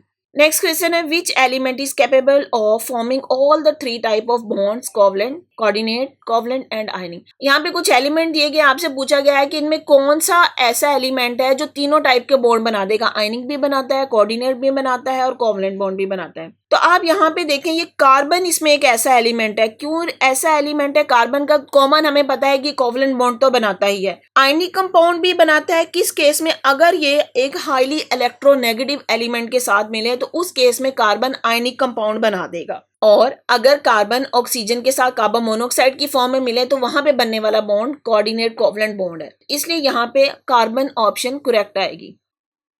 नेक्स्ट क्वेश्चन है why is water a liquid while hydrogen sulphide is a gas. अब यहाँ पे देखें हाइड्रोजन ऑक्सीजन के साथ हाईली इलेक्ट्रोनेगेटिव एलिमेंट, हमने पढ़ा था कि वाटर हाईली इलेक्ट्रोनेगेटिव एलिमेंट के साथ चले तो इसकी स्ट्रॉन्ग अट्रैक्शन होती है, मॉलिक्यूलर फोर्सेस स्ट्रॉन्ग होती हैं। और यहाँ पे उन्होंने दूसरी बात की कि हाइड्रोजन सल्फाइड गैस है, इसका मतलब हुआ कि हाइड्रोजन जब सल्फर के साथ रिएक्ट करता है तो ये वीक इंटरमॉलिक्यूलर फोर्सेस हैं, जितनी मॉलिक्यूलर फोर्सेस वीक होंगी वो गैसियस फॉर्म में होगा, अगर स्ट्रॉन्ग है तो वो लिक्विड में आ रहा है। तो यहाँ पे करेक्ट ऑप्शन बी होगी, because water is the polar compound and there exist strong forces of attraction between its molecule, जो कि इसके दरमियान हाइड्रोजन बॉन्डिंग है। वाटर मॉलिक्यूल में हाइड्रोजन बॉन्डिंग है जो कि एक स्ट्रॉन्ग फोर्स ऑफ अट्रैक्शन है, इसी वजह से वाटर मॉलिक्यूल लिक्विड फॉर्म में होगा। जी नेक्स्ट क्वेश्चन है which of the following bond is expected to be weakest. अब ये सेम एटम्स के दरमियान बनने वाला बॉन्ड, ये कार्बन कार्बन है, ऑक्सीजन ऑक्सीजन, क्लोरीन क्लोरीन और फ्लोरीन फ्लोरीन, इनमें से कौन सा बॉन्ड है उसको वीकेस्ट कंसीडर किया जाता है? तो ये डी ऑप्शन है, फ्लोरीन के दरमियान बनने वाला बॉन्ड वीकेस्ट है। इसकी क्या रीजन है कि फ्लोरीन एटम्स का साइज बहुत स्मॉल होता है, जिसकी वजह से फ्लोरीन के दरमियान बनने वाला बॉन्ड इन सब की निस्बत वीकेस्ट होगा। नेक्स्ट है which form of carbon is use as a lubricant. तो कार्बन में इसकी form graphite is use as a lubricant. Carbon की एलोट्रोपिक फॉर्म है, कॉल है, डायमंड है, ग्रेफाइट इसकी एलोट्रोपिक फॉर्म है जिसमें graphite is use as a lubricant. Keeping in view the intermolecular forces of attraction indicate which compound has the highest boiling point। अब यहाँ पे हाइड्रोजन की बाकी सब के साथ इंट्रैक्शन दिखाई गई है, हाइड्रोजन ने ऑक्सीजन के साथ है, हाइड्रोजन फ्लोरीन के साथ, हाइड्रोजन सल्फर के साथ और हाइड्रोजन नाइट्रोजन के साथ। इसमें किस में इंटरमॉलिक्यूलर फोर्स ऑफ अट्रैक्शन होगी? हमने पढ़ा था वाटर के केस में, क्योंकि इसमें स्ट्रॉन्ग इंटरमॉलिक्यूलर फोर्सेस है ड्यू टू हाइड्रोजन बॉन्डिंग, तो इसलिए यहाँ पे ए ऑप्शन वाटर ही आएगा। नेक्स्ट है which metal has the lowest melting point. Alkali metals की बात की गई और इसमें पूछा गया है कि किस मेटल का लोएस्ट बॉइलिंग पॉइंट होगा। डाउन द ग्रुप इनके मॉलिक्यूलर साइज बढ़ते जाते हैं, तो रुबीडियम इसका मेल्टिंग पॉइंट लो होगा due to big size. Which ionic compound has the highest melting point. यहाँ पे कुछ आयनिक कंपाउंड दिए गए हैं, उनसे पूछा गया किसका हाईएस्ट मेल्टिंग पॉइंट होगा। तो यहाँ पे सोडियम क्लोराइड, इसका आयनिक कैरेक्टर ज्यादा स्ट्रॉन्ग है, इसलिए इसका मेल्टिंग पॉइंट भी हाई होगा। Which compound contain both covalent and ionic bond. यहाँ पे कुछ कंपाउंड दिए गए और आपसे पूछा गया है कि कौन सा ऐसा है जिसमें आयनिक और कोवलेंट बॉन्ड दोनों होगा। अगर हम मैग्नीशियम क्लोराइड देखें तो ये हमारा आयनिक कंपाउंड है, इसी तरह कैल्शियम ऑक्साइड ये भी आयनिक कंपाउंड है। अमोनियम क्लोराइड इसमें हमारे पास कोवलेंट और आयनिक बॉन्ड दोनों बनते हैं, तो यहाँ पे हमारा बी ऑप्शन आ जाएगा। BCl3 के केस में कोवलेंट है। Which among the following has a double covalent bond। इसमें किसमें डबल कोवलेंट बॉन्ड होगा? तो यहाँ पे हमारा ऑप्शन सी आएगा, इथाइलिन। इसका अगर स्ट्रक्चर देखें तो यहाँ पे कार्बन कार्बन के दरमियान डबल बॉन्ड होता है। इथेन के केस में देखें तो यहाँ पे ये सिंगल बॉन्ड है यूं, और मीथेन है ही CH4, ये भी कोवलेंट बॉन्ड होगा जिसमें कार्बन और हाइड्रोजन के दरमियान है। और एसिटिलीन के फॉर्म में ये ट्रिपल बॉन्ड है, इसका फार्मूला भी मैं लिख देती हूँ जी। तो अब यहाँ पे इथाइलिन के केस में कार्बन और कार्बन के दरमियान डबल बॉन्ड है। जी स्टूडेंट्स, अगर आपको मेरा लेक्चर समझ आया है तो अपने फ्रेंड्स के साथ शेयर करें, मेरी वीडियो को लाइक करें और चैनल को सब्सक्राइब करें। बेल आइकन को क्लिक कर दें ताकि आने वाली हर वीडियो सबसे पहले आपको मिल जाए। और अगर आपने कोई क्वेश्चन करना है तो कमेंट बॉक्स में मुझे कमेंट कर सकते हैं। Thank you.